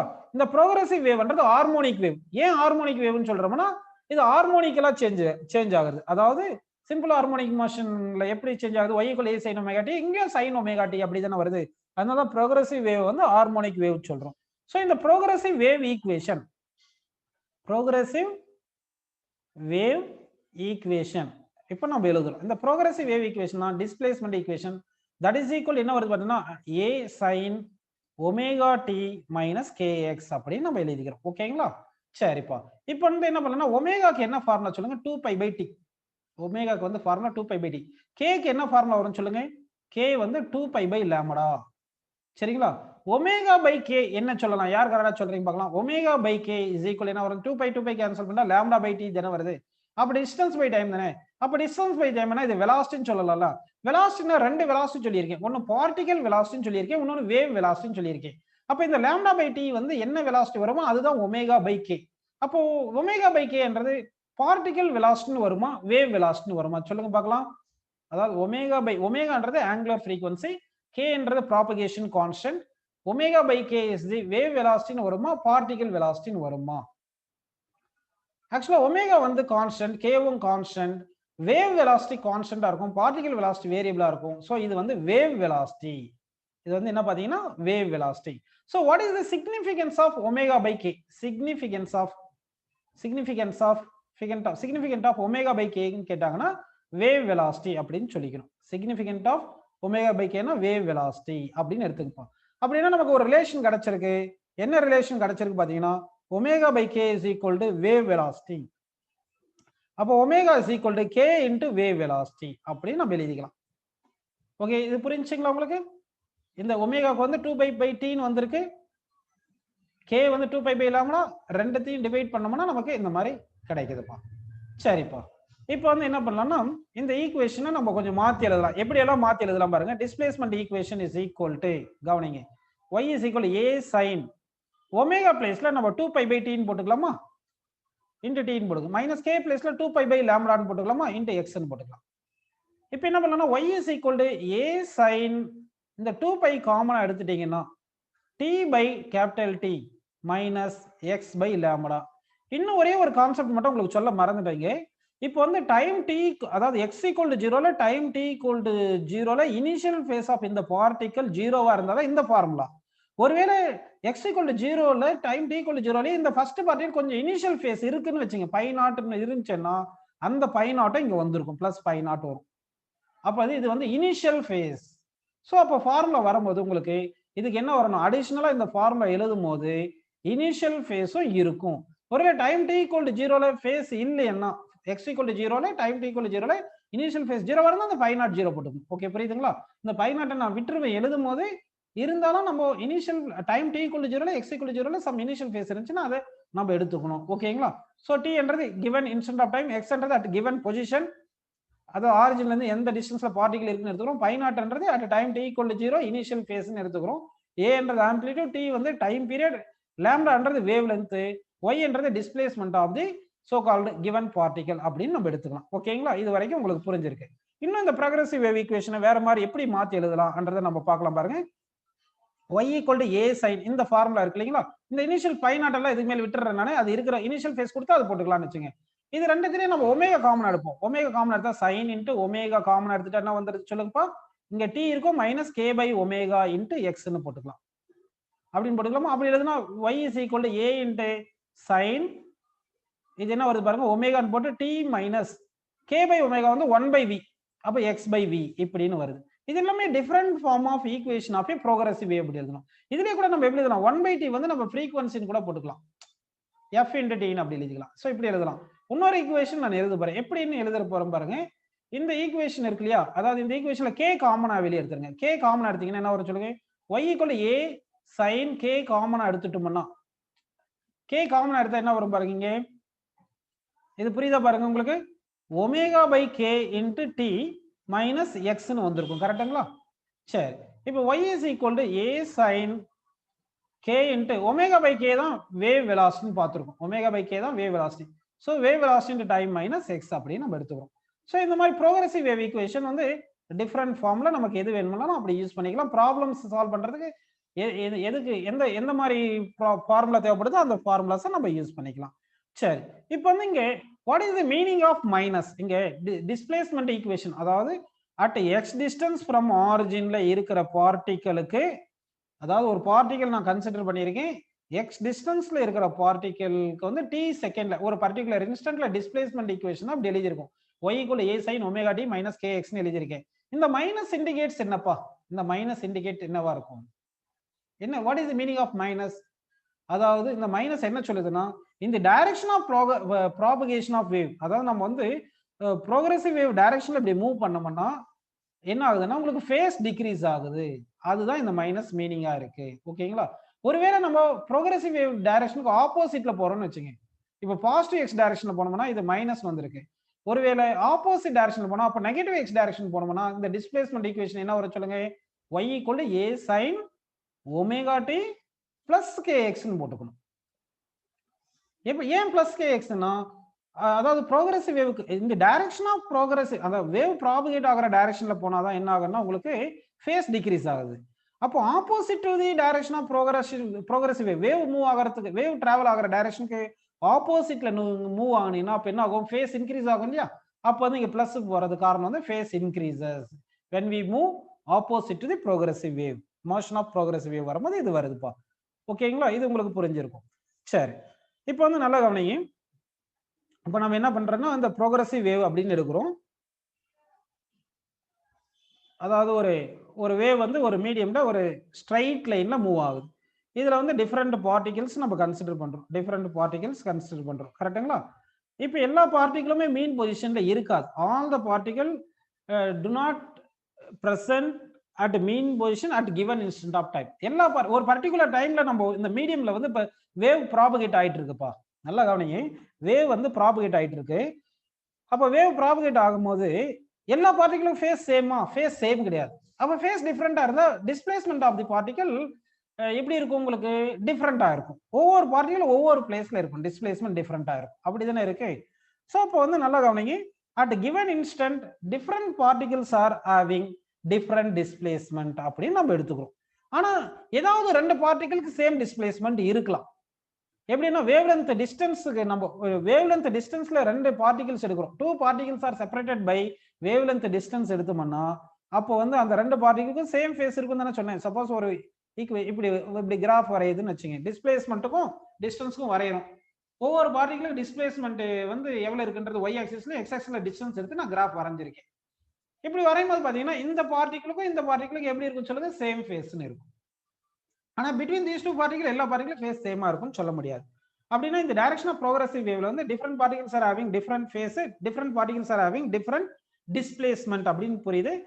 So distance between two particles which are having same displacement இல்லைன்னா சேம் ஃபேஸ் தான் நம்ம வேவ் லெங்த் அப்படின்னு சொல்றோம். ஓகே, நெக்ஸ்ட் மேக்ஸிமம் டிஸ்பிளேஸ்மெண்ட் வந்து ஆம்ப்ளிடியூட்னு சொல்றேன் நான். ஓகேவா? இப்போ நான் சொல்ற ஒவ்வொரு ஸ்டேட்மெண்ட்டும் ட்ரூ ஆர் ஃபால்ஸான்னு சொல்லணும். ஓகேங்களா? நல்லா கவனிச்சிங்க, ஒவ்வொரு பாயிண்ட்டும் வந்து இப்போ நான் சொல்றது வந்து ட்ரூ ஆர் ஃபால்ஸ்னு சொல்லணும். இப்போ வந்து இந்த ப்ராக்ரசிவ் வேவ் வந்து ப்ராபகேட் ஆகுறது இது ஹார்மோனிக் வேவ்னு நம்ம கன்சிடர் பண்ணிக்கிறோம்.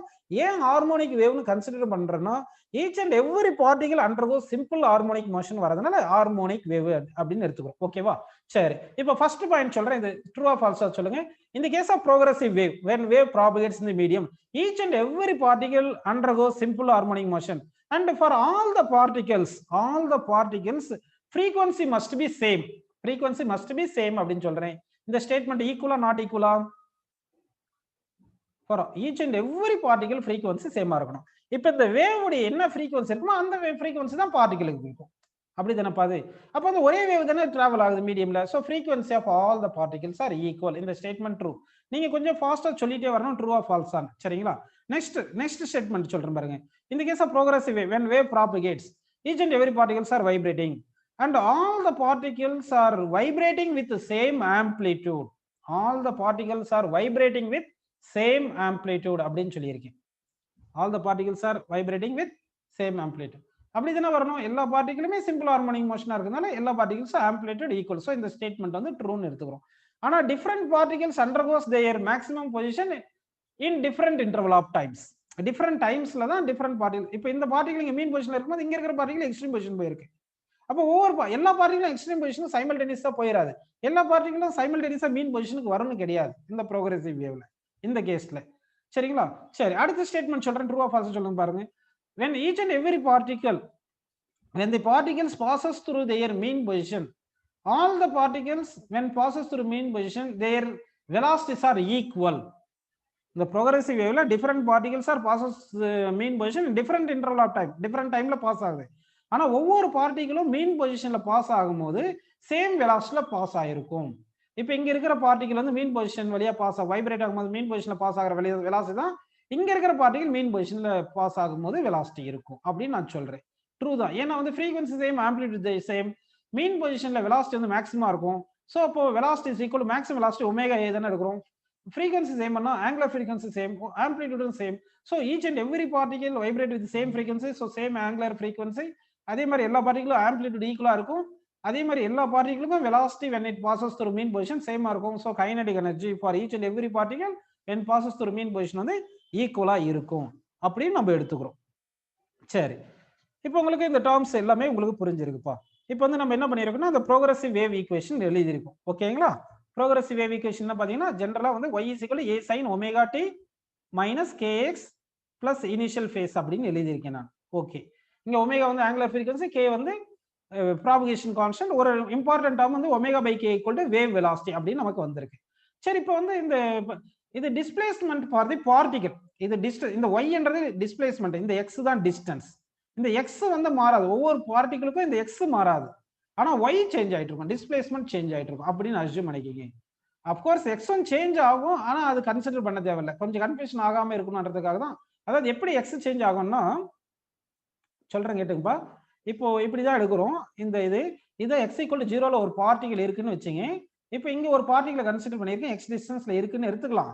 இப்போ இந்த பார்ட்டிகல் இப்படி வைப்ரேட் ஆகும்போது இப்போ இங்க இருந்து இந்த பார்ட்டிகல் மீன் பொசிஷன்ல இருக்கும்போது இந்த லெங்த் இருக்கு, கரெக்ட்டுங்களா? இந்த லெங்த் வந்திருக்கு, x இருக்குன்னு வச்சுங்க. இதே இந்த பார்ட்டிகல் எக்ஸ்ட்ரீம் பொசிஷனுக்கு வரும்போது இந்த லெங்த் x + a ன்னு வந்துரும். அப்ப டிஸ்டன்ஸ் மாறுதுன்னு சொன்னா கொஞ்சம் கன்ஃபியூஸ் ஆவீங்கன்றதுனால தான் வேணாம் அப்படின்னு சொல்லிட்டு டிஸ்டன்ஸ்னா ஒரு பார்ட்டிகல் இருக்குன்னா மீன் பொசிஷன்ல இருந்து இருக்கிற டிஸ்டன்ஸ் எடுத்துக்கிறோம். ஆம்ப்ளிட்யூட் டிஸ்பிளேஸ்மென்ட்ன்றது என்ன பண்றோம், அந்த மீன் பொசிஷன்ல இருந்து சேஞ்ச் ஆகுற பொசிஷனை தான் டிஸ்பிளேஸ்மென்ட் அப்படி எடுத்துருக்கும். ஏன்னா கான்செப்ட் கிளியரா புரிஞ்சுக்கணும். நீங்க டிஸ்டன்ஸ் மாறாதுன்னா இப்போ இங்க மாறுது இல்லை அதனால மாறும் அப்படின்னு உங்களுக்கு டவுட் வரும்ன்றதுனால சொல்லிட்டு பாத்துங்க. இப்போ வந்து இன்னும் இல்லை, பார்ட்டிகல் வைப்ரேட் ஆகுது, அப்போ position of the particle change ஆகுது. அப்போ பொசிஷன் ஆஃப் தி பார்ட்டிகல் தான் இந்த ஈக்குவேஷன் கொடுத்துருக்கோம். Position of the particle change ஆச்சுன்னா அப்போ பார்ட்டிகளுக்கு வெலாசிட்டி இருக்கு. அப்போ இப்போ நம்ம வெலாசிட்டி ஆஃப் பார்ட்டிகல் பார்க்க போறோம். இது ஈக்குவேஷன் 1 எடுத்துங்க, ப்ரோக்ரசிவ் வேவ் ஈக்குவேஷன். இந்த ஈக்குவேஷன் 1 டிஃபரன்ஷியேட் பண்ணுங்க. Differentiate with respect to time. Differentiate with respect to time. With respect to time இதை டிஃபரன்ஷியேட் பண்ணீங்கன்னா என்ன கிடைக்கும்? dy/dt தான் rate of change of displacement. So particle velocity நமக்கு கிடைக்கும். அப்போ இப்போ நம்ம பார்க்க போறது particle velocity. Particle velocity, particle velocity vp ன்னு எடுத்துட்டு அது ஈக்குவல் டு dy/dA dt ன்னு எடுத்துக்கலாம். அதாவது பார்ட்டிகல் வெலாசிட்டி என்ன சொல்றோம், dy/dt. இப்போ இதை டிஃபரன்ஷியேட் பண்ணுங்க. டிஃபரன்ஷியேட் பண்ண என்ன வரும் சொல்லுங்க? sin θ டிஃபரன்ஷியேட் பண்ணா cos θ. அப்போ a அப்படியே இருக்கட்டும், cos into omega t minus kx அந்த இனிஷியல் ஃபேஸ் இருக்கட்டும்பா. Into coefficient of time differentiate. இங்க with respect to time differentiate பண்றதுனால x வந்து வேரியபிள் கிடையாது. இது இந்த இன்னர் ஃபங்க்ஷனை டிஃபரன்ஷியேட் பண்ணும்போது இது 0 ஆயிரும். இந்த ஒமேகா டி டிஃபரன்ஷியேட் பண்ணா கோஎஃபிஷியன்ட் ஆஃப் டைம் போட்டுக்கணும் இன்டு ஒமேகா அப்படின்னு கிடைக்கும். ஸோ அப்போ பார்ட்டிகல் வெலாசிட்டிக்கு என்ன ஃபார்முலா பார்த்தீங்கன்னா a omega cos omega t minus kx. இதுதான் பார்ட்டிகல் வெலாசிட்டி. இனிஷியல் ஃபேஸ் இருந்தால் அப்படி இனிஷியல் ஃபேஸ்ன்னு எடுத்துக்கணும். அப்போ வந்து ஒரு ஹார்மோனிக் வேவ் வந்து சைன் ஃபங்க்ஷன்ல வேரி ஆனா பார்ட்டிகல் வெலாசிட்டி எப்படி வேரி ஆகும்னா காஸ் ஃபங்க்ஷன்ல வேரி ஆகும். பார்ட்டிகல் வெலாசிட்டி எப்படி வேரி ஆகுது பாருங்க, காஸ் ஃபங்க்ஷன்ல வேரி ஆகுது. இதுதான் வந்து particle velocity. Particle velocity change ஆகுது இல்லப்பா. பார்ட்டிகல் வெலாசிட்டி சேஞ்ச் ஆகிறதுனால பார்ட்டிகளுக்கு ஆக்சலரேஷன் இருக்கும்.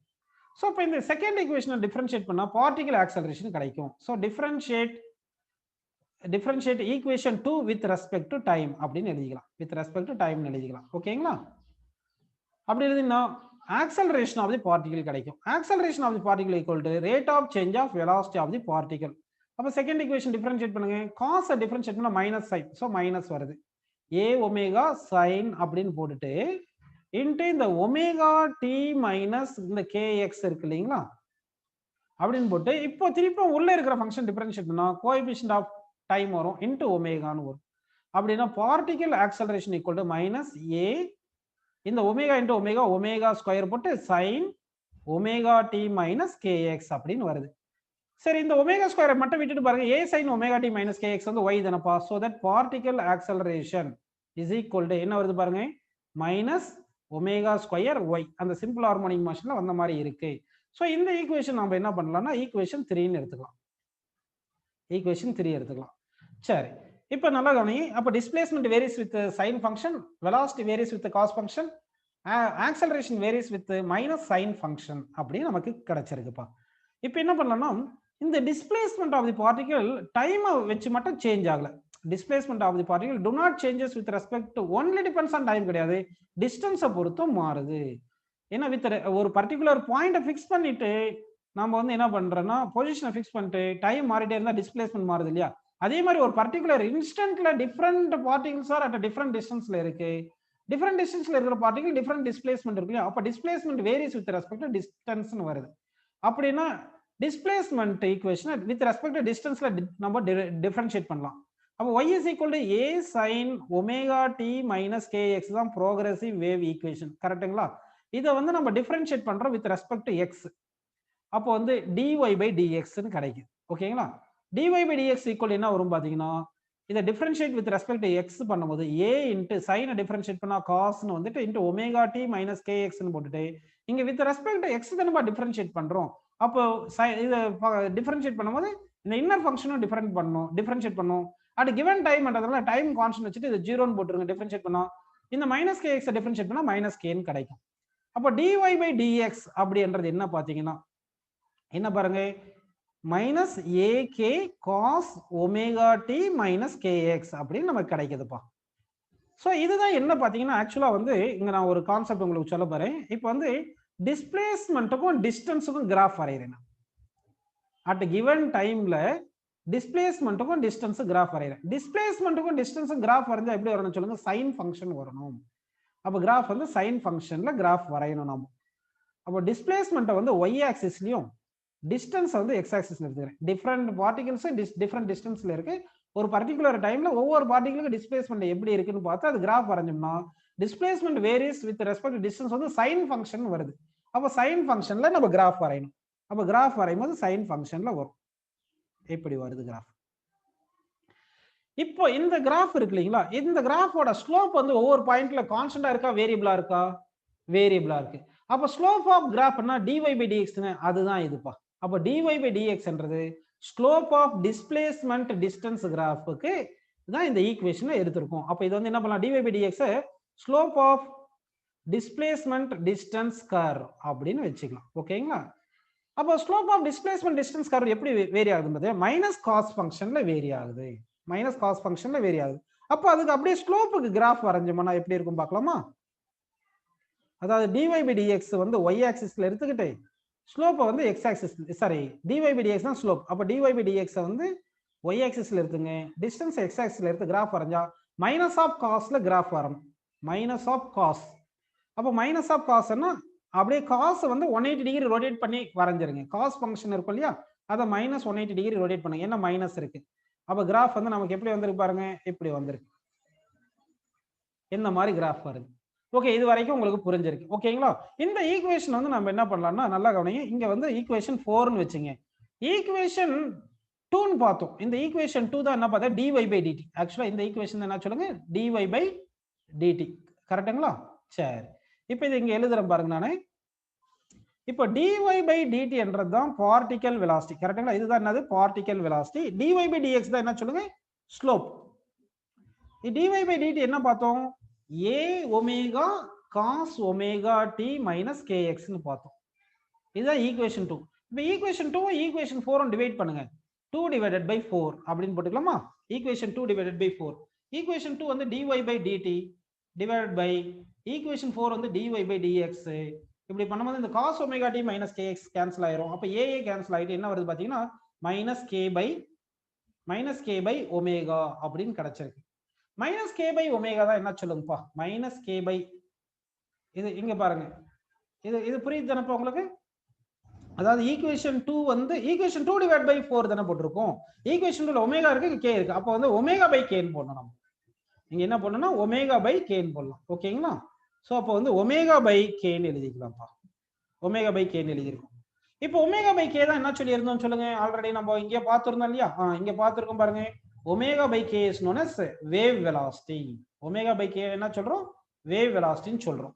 சோ இது வந்து வேவ் வெலாசிட்டி. ஆனா dy by dt என்ன சொல்லுங்க, பார்ட்டிகல் வெலாசிட்டி. இந்த dy by dx என்ன சொல்லுங்க, slope. Slope of dy by dx. அது slope of displacement distance curve. அப்ப dy by dt வந்து பார்ட்டிகல் வெலாசிட்டி எடுத்துங்க, dy by dx வந்து ஸ்லோப்னு எடுத்துக்கிறோம். இதை வந்து என்ன பண்ணிக்கிறோம், ஒமேகா பை கே வந்து வேவ் வெலாசிட்டி அப்படின்னு எடுத்துக்கிறோம். புரிஞ்சுங்களா உங்களுக்கு? ஓகேப்பா. இப்போ வந்து பாருங்க, அப்ப particle velocity is equal to, இந்த ஸ்லோப் இங்க வந்துரும் இல்லையா, minus of wave velocity into slope, wave velocity into slope அப்படின்னு நம்ம எடுத்துக்கிறோம். இது வரைக்கும் உங்களுக்கு புரிஞ்சிருக்கு. அப்ப பார்ட்டிகல் வெலாசிட்டி கூட minus of wave velocity into ஸ்லோப்னு போட்டிருக்கு. ஓகேங்களா? சரி, நல்லா கவனிங்க. இந்த டேர்ம் ரொம்ப இம்பார்ட்டன்ட். ஒரு ப்ரோகிரசிவ் வேவ் ஈக்குவேஷன் வந்து y is equal a sin omega t minus kx னு கொடுத்துரும். இந்த displacement varies with respect to distance as well as time வருது. வேரிஸ் வித் டைம்னு போடுறது தான் என்ன சொல்றோம், அந்த dy by dt particle velocity சொல்லியிருக்கோம். வேரிஸ் வித் டிஸ்டன்ஸ் தான் dy by dx வந்து ஸ்லோப் சொல்றோம். அப்போ பார்ட்டிகல் வெலாசிட்டிக்கு என்ன நமக்கு ரிலேஷன் வந்திருக்குன்னா, particle velocity equal to minus of wave velocity into slope of dy by dx அப்படின்னு எடுத்துக்கிறேன். ஓகேங்களா? சரி, இப்போ ஒரு கொஸ்டின் கேட்குறேன், யார் யார் கரெக்டாக சொல்றீங்க பார்க்கலாம் பாருங்க. இப்போ வந்து நம்ம என்ன பண்ணலாம்னா, நல்லா கவனிங்க. ஃபர்ஸ்ட் இந்த ப்ரோகிரசிவ் வேவ் இருக்கு இல்லையா, displacement with respect to distance, இந்த டிஸ்பிளேஸ்மெண்ட்டுக்கும் டிஸ்டன்ஸுக்கும் கிராஃப் வரையறேன். நல்லா கவனிங்க. டிஸ்பிளேஸ்மெண்ட்டை வந்து நம்ம என்ன பண்றோம்னா, y ஆக்சிஸ்லயும் டிஸ்டன்ஸை x ஆக்சிஸ்லயும் எடுத்துக்கிறோம்ப்பா. நல்லா கவனிங்கப்பா. என்ன பண்றேன்னு மட்டும் பாருங்க. டிஸ்பிளேஸ்மெண்ட்டை வந்து y ஆக்சிஸ்ல எடுத்து டிஸ்டன்ஸை வந்து x ஆக்சிஸ்ல இப்படி எடுத்துருக்கேன் அப்படின்னு வச்சுங்க. இது வரைக்கும் உங்களுக்கு புரிஞ்சிருக்கு. சரி, x டிஸ்டன்ஸ் வந்து x ஆக்சிஸ்ல, y வந்து y ஆக்சிஸ்லயே எடுத்திருக்கேன். எடுத்துட்டு இப்போ உங்களுக்கு கொஞ்சம் பாயிண்ட்ஸ் தரேன். இப்போ வந்து நல்லா பாருங்க, 0.1, 0.2, 0.3, 0.4, 0.5. at which point particle velocity is 0? டக்கு டக்குன்னு சொல்லுங்க. 5 பாயிண்ட் கொடுத்துருக்கேன். at which point particle velocity is 0? Particle velocity ஜீரோவா இருக்கிற பாயிண்ட்ஸ் எது சொல்லுங்கப்பா. இப்போ பார்ட்டிகல் வெலாசிட்டி ஜீரோவா இருக்குன்னா wave velocity constant, wave velocity மாறாது, ஸ்லோப் தான் மாறுது. ஸ்லோப் மாறதுனால இங்க பாருங்க, ஸ்லோப் வந்து வேரியபிளா தானே இருக்கு. அப்ப ஸ்லோப் சேஞ்ச் ஆகிறதுனால பார்ட்டிகல் வெலாசிட்டி சேஞ்ச் ஆகும். இப்போ வந்து 0.2லயும் 0.4ல பாருங்க, ஸ்லோப் என்ன பண்ணும், நீங்க வந்து டேஞ்சன்ட் டிரா பண்ணணும். Tangent drawn at a point இருக்கு இல்லைங்களா, கிவ் ஸ்லோப்னு எடுத்துக்கலாம். 2லயும் 4லயும் பாத்தீங்கன்னா நமக்கு ஸ்லோப் டேஞ்சன்ட் இப்படி parallel to x axis வந்திருக்கு. அப்படின்னா ஸ்லோப் 0. அப்படின்னா இங்க ஸ்லோப் 0 வரதுனால இந்த இடத்துல ஸ்லோப் 0 வருது. அதே மாதிரி இங்கேயும் ஸ்லோப் 0 வருது. 0.4லயும் ஸ்லோப் 0 வருது. ஓகேங்களாப்பா? அதனால at 0.2 and 4ல வந்து பார்ட்டிகல் வெலாசிட்டி 0 at 0.2 and 4. இல்லைன்னா எக்ஸ்ட்ரீம் பொசிஷன்ல இருக்கு. எக்ஸ்ட்ரீம் பொசிஷன்ல இருந்துச்சுன்னா என்ன ஆகும், வெலாசிட்டி 0 தான். அடுத்த கொஸ்டின் கேட்கிறேன், யார் கரெக்டா சொல்றீங்க பாருங்க. at which points mod of velocity is maximum? at which points mod of velocity maximum? அப்படின்னா mod of velocity என்னன்னு அர்த்தம், அப்படியே நம்ம பாசிட்டிவ்லயே எடுத்துக்கிறது. ஸ்லோப் எங்க மேக்ஸிமமா இருக்கோ அந்த பாயிண்ட்ல எல்லாம் mod of velocity மேக்ஸிமமா இருக்குன்னு அர்த்தம். இப்போ பாருங்க, இங்க ஸ்லோப் 0.1ல இருந்து ஸ்லோப் அப்படியே குறைஞ்சிட்டு போயிட்டு 2ல 0 வந்து அடுத்து 3க்கு இன்க்ரீஸ் ஆகுது. அப்போ வந்து ஸ்லோப் வந்து எங்க மேக்ஸிமம் பாத்தீங்கன்னா 1.1, 0.3, 0.5 இதுல எல்லாமே ஸ்லோப் வந்து mod of ஸ்லோப் வந்து ஈக்குவலா இருக்கும். சோ தட் 1, 3, 5ல இப்படி இருக்கு. சரி, எந்த பாயிண்ட்ல velocity is negative maximum? at which point velocity is negative maximum? கவனி, வெலாசிட்டி வந்து நெகட்டிவ்ல இருக்கும். எந்த பாயிண்ட்ல பாத்தீங்கன்னா particle velocity equal to minus into wave velocity constant into slope. அப்போ ஸ்லோப் பாசிட்டிவா இருந்தா பார்ட்டிகல் வெலாசிட்டி நெகட்டிவ். ஸ்லோப் வந்து நெகட்டிவா இருந்துச்சுன்னா minus into minus particle minus into minus பிளஸ்ன்னு வரும். அப்போ வந்து ஸ்லோப் எங்க நெகட்டிவா இருக்கோ அங்க வெலாசிட்டி வந்து பாசிட்டிவ். ஸ்லோப் வந்து பாசிட்டிவா இருந்துச்சுன்னா அங்க வெலாசிட்டி வந்து நெகட்டிவ். அப்போ 0.1ல டேஞ்சன்ட் டிரா பண்ணுங்க, ஸ்லோப் பாசிட்டிவ். 0.5ல டேஞ்சன்ட் டிரா பண்ணுங்க, slope positive. So at 0.1 and 5ல வெலாசிட்டி வந்து ஸ்லோப் பாசிட்டிவா இருக்கிறதுனால பாசிட்டிவ் இன்டு நெகட்டிவ் வரதுனால வெலாசிட்டி வந்து பார்ட்டிகல் வெலாசிட்டி நெகட்டிவ் மேக்ஸிமம் எங்க வருதுன்னா 1 and 5ல வருது. இதே பார்ட்டிகல் வெலாசிட்டி பாசிட்டிவ் மேக்ஸிமம் எங்க இருக்கு சொல்லுங்க. பார்ட்டிகல் வெலாசிட்டி பாசிட்டிவ்ல மேக்ஸிமமா இருக்கணும். அது எங்க இருக்கணும், ஸ்லோப் வந்து மேக்ஸிமமா இருக்கணும், அடுத்து ஸ்லோப் நெகட்டிவா இருக்கணும். அப்பதான் பார்ட்டிகல் வெலாசிட்டி பாசிட்டிவ் மேக்ஸிமமா வரும். அப்படின்னா நம்ம என்ன பண்ணலாம்னா டேஞ்சன்ட் வரையலாம். எங்க டேஞ்சன்ட் வரையும் பாருங்க, 0.3ல தான் ஸ்லோப் அதிகமா இருக்கு, ஸ்லோப் நெகட்டிவா இருக்கு. ஸ்லோப் வந்து இங்க நெகட்டிவ். அப்ப ஸ்லோப் நெகட்டிவ்னு எடுத்தீங்கன்னா 0.3ல ஸ்லோப் வந்து நெகட்டிவ் எடுத்தீங்கன்னா நெகட்டிவ் நெகட்டிவ் பாசிட்டிவ். ஸோ 0.3ல பாசிட்டிவ் மேக்ஸிமம் வருது. சரி, இப்போ 0.135 வந்து மீன் பொசிஷன்ல இருக்கு. ஓகேங்களா? 0.135 மீன் பொசிஷன்ல இருக்கு. மீன் பொசிஷன்ல இருக்கும்போது டுவர்ட்ஸ் பாசிட்டிவ் எக்ஸ் டைரக்ஷன்ல பார்ட்டிகல் மூவ் ஆகலாம், இல்லைன்னா நெகட்டிவ் எக்ஸ் டைரக்ஷன்ல பாசிட்டிவ் பார்ட்டிகல் மூவ் ஆகிருக்கலாம். இப்போ எந்த பார்ட்டிகல் மீன் பொசிஷன்ல நெகட்டிவ் டைரக்ஷன்ல மூவ் ஆகுது? இங்க வந்து 135 இந்த 3 பார்ட்டிகளுமே வந்து மீன் பொசிஷன்ல தான் இருக்கு. which particle moves in the negative direction in mean position? அப்படி பாத்தீங்கன்னா 1 and 5. ஏன்னா அதுக்கு தான் நெகட்டிவ்ல வந்திருக்கு. அப்படின்னா 1லயும் 5ல இருக்கிற பார்ட்டிகளுக்கு வந்து வெலாசிட்டி இந்த டைரக்ஷன்ல இருந்திருக்கும், நெகட்டிவ் டைரக்ஷன்ல போகுது அப்படின்னு எடுத்துங்க. சாரி, இப்படி வரையக்கூடாது. இது அதாவது y, சரி yக்கு வந்து y நெகட்டிவ்னு வச்சுக்கலாம். ஓகேங்களா? அப்படின்னு வருது. ஆனா 3ல இருக்கிற பார்ட்டிகளுக்கு வெலாசிட்டி பாசிட்டிவ் வரதுனால பாசிட்டிவ் டைரக்ஷன்ல மூவ் ஆகுது அப்படின்னு நம்ம எடுத்துக்கிறோம். ஓகேங்களா? இது வரைக்கும் உங்களுக்கு புரிஞ்சிருக்கு. சரி, அடுத்து வந்து பாத்தீங்கன்னா இங்க இன்னும் ஒரே ஒரு ஈக்குவேஷன் மட்டும் டெரைவ் பண்ணிட்டு நம்ம கிளாஸ் கம்ப்ளீட் பண்ணிடலாம். டிஸ்பிளேஸ்மென்ட் ஈக்குவேஷன் வந்து a sin omega t minus kx னு பார்த்தோம். ஒரு நிமிஷம் கொஞ்சம் ஃபாஸ்டா எக்ஸ்பிளைன் பண்ணிறேன், கவனிங்க. Displacement equation y = a sin omega t minus kx னு பார்த்தோம். கரெக்ட்டுங்களா? இத வந்து dy/dt என்ன பார்த்தோம்னு சொல்லுங்க, டக்கு டக்குன்னு சொல்லுங்க. dy/dt வந்து a omega cos omega t minus kx னு பார்த்தோம். கரெக்ட்டுங்களா? இதை டிஃபரன்ஷியேட் பண்ணா ஆக்சலரேஷன் ஆஃப் தி பார்ட்டிகல் கிடைச்சது. ஆக்சலரேஷன் ஆஃப் தி பார்ட்டிகல் என்ன சொல்லுங்க? Minus a omega square cos sin omega t. இதெல்லாம் ஆல்ரெடி டெரைவ் பண்ணிட்டோம். sin omega t minus kx னு பார்த்துட்டோம். கரெக்ட்டுங்களா? சரி, இதே மாதிரி dy/dx பார்த்தோம். dy/dx என்ன சொல்லுங்க? இது displacement with respect to x differentiate பண்றோம். அப்படி பண்ணா என்ன வருது? a cos இந்த மைனஸ் k னு வந்திருக்கும். அப்ப இங்க ஒரு மைனஸ் போட்டு k னு போட்டு cos omega t minus kx னு வந்திருக்கு. இப்போ இந்த slope varies with respect to distance. என்ன பாருங்க, இது தான ஸ்லோப். ஸ்லோப் பாருங்க, ஸ்லோப் ஈக்குவேஷன் என்ன வந்திருக்கு சொல்லுங்க? வித் ரெஸ்பெக்ட் x தான வந்திருக்கு. அப்போ rate of change of slope with respect to distance பார்க்கறோம். அதுதான் d²y/dx². அப்ப d²y/dx² என்ன வரும் பாத்தீங்கன்னா, நல்லா பாருங்க, இந்த மைனஸ் இருக்கு, a இருக்கு, k இருக்கு. காஸை டிஃபரன்ஷியேட் பண்ணா மைனஸ் சைன், காஸை டிஃபரன்ஷியேட் பண்ணா மைனஸ் சைன் இன்ட்டு இந்த ஒமேகா t மைனஸ் kx னு போட்டுட்டு இன்ட்டு ஒரு மைனஸ் k னு வரும். இந்த இதை டிஃபரன்ஷியேட் பண்ணா, சோ அந்த k போடும்போது இங்க k² போட்டு அந்த ஒரு மைனஸ் இங்க போட்டேன். நல்லா பாருங்க, ஸ்லோப் வந்து ஸ்லோப் உடைய டிஸ்பிளேஸ்மென்ட் டிஸ்டன்ஸ்க்கு ஸ்லோப் ஈக்குவேஷன் இப்படி இருக்கு. ஸ்லோப் வந்து வேரியபிளா இருக்கு வித் ரெஸ்பெக்ட் டு x. அதனால ஸ்லோப்பவே டிஃபரன்ஷியேட் பண்றேன். Rate of change of slope with respect to distance எழுதிருக்கேன். அப்படி பண்ணும்போது இந்த மைனஸ் எழுதிருக்கும், a எழுதிருக்கும், k எழுதிரும். காசை டிஃபரன்ஷியேட் பண்ண மைனஸ் சைன், ஒரு மைனஸ் இருக்கு, இந்த ஒமேகா t மைனஸ் kx போட்டு திருப்பி இன்னர் ஃபங்க்ஷன் டிஃபரன்ஷியேட் பண்ணா இந்த மைனஸ் k வரும். அப்ப அந்த மைனஸ் இன்டு காசை டிஃபரன்ஷியேட் பண்ண வந்த மைனஸ் சேர்ந்து பிளஸ்னு போட்டு அந்த k இன்டு k² வந்துருச்சு. இப்படின்னு வந்திருக்கு. ஓகேங்களா? இந்த பார்ட்டிகல் ஆக்சலரேஷன் இருக்குல்ல, இதுதான் என்ன பாத்தீங்கன்னா d²y/dt². இது equal to minus a omega square sin omega t minus kx அப்படின்னு வந்திருக்கு. ஓகேங்களா?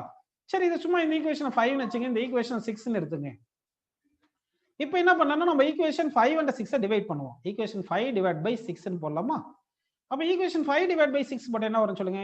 d²y/dt² கரெக்ட்டா பாருங்க, divided by d²y/dx² is equal to என்னென்ன கேன்சல் ஆயிரும்? sin omega t minus kx sin omega t minus kx cancel ஆயிருது. அடுத்து இந்த a கேன்சல் ஆயிருது, மைனஸும் கேன்சல் ஆயிருது. புரிஞ்சுங்களா உங்களுக்கு?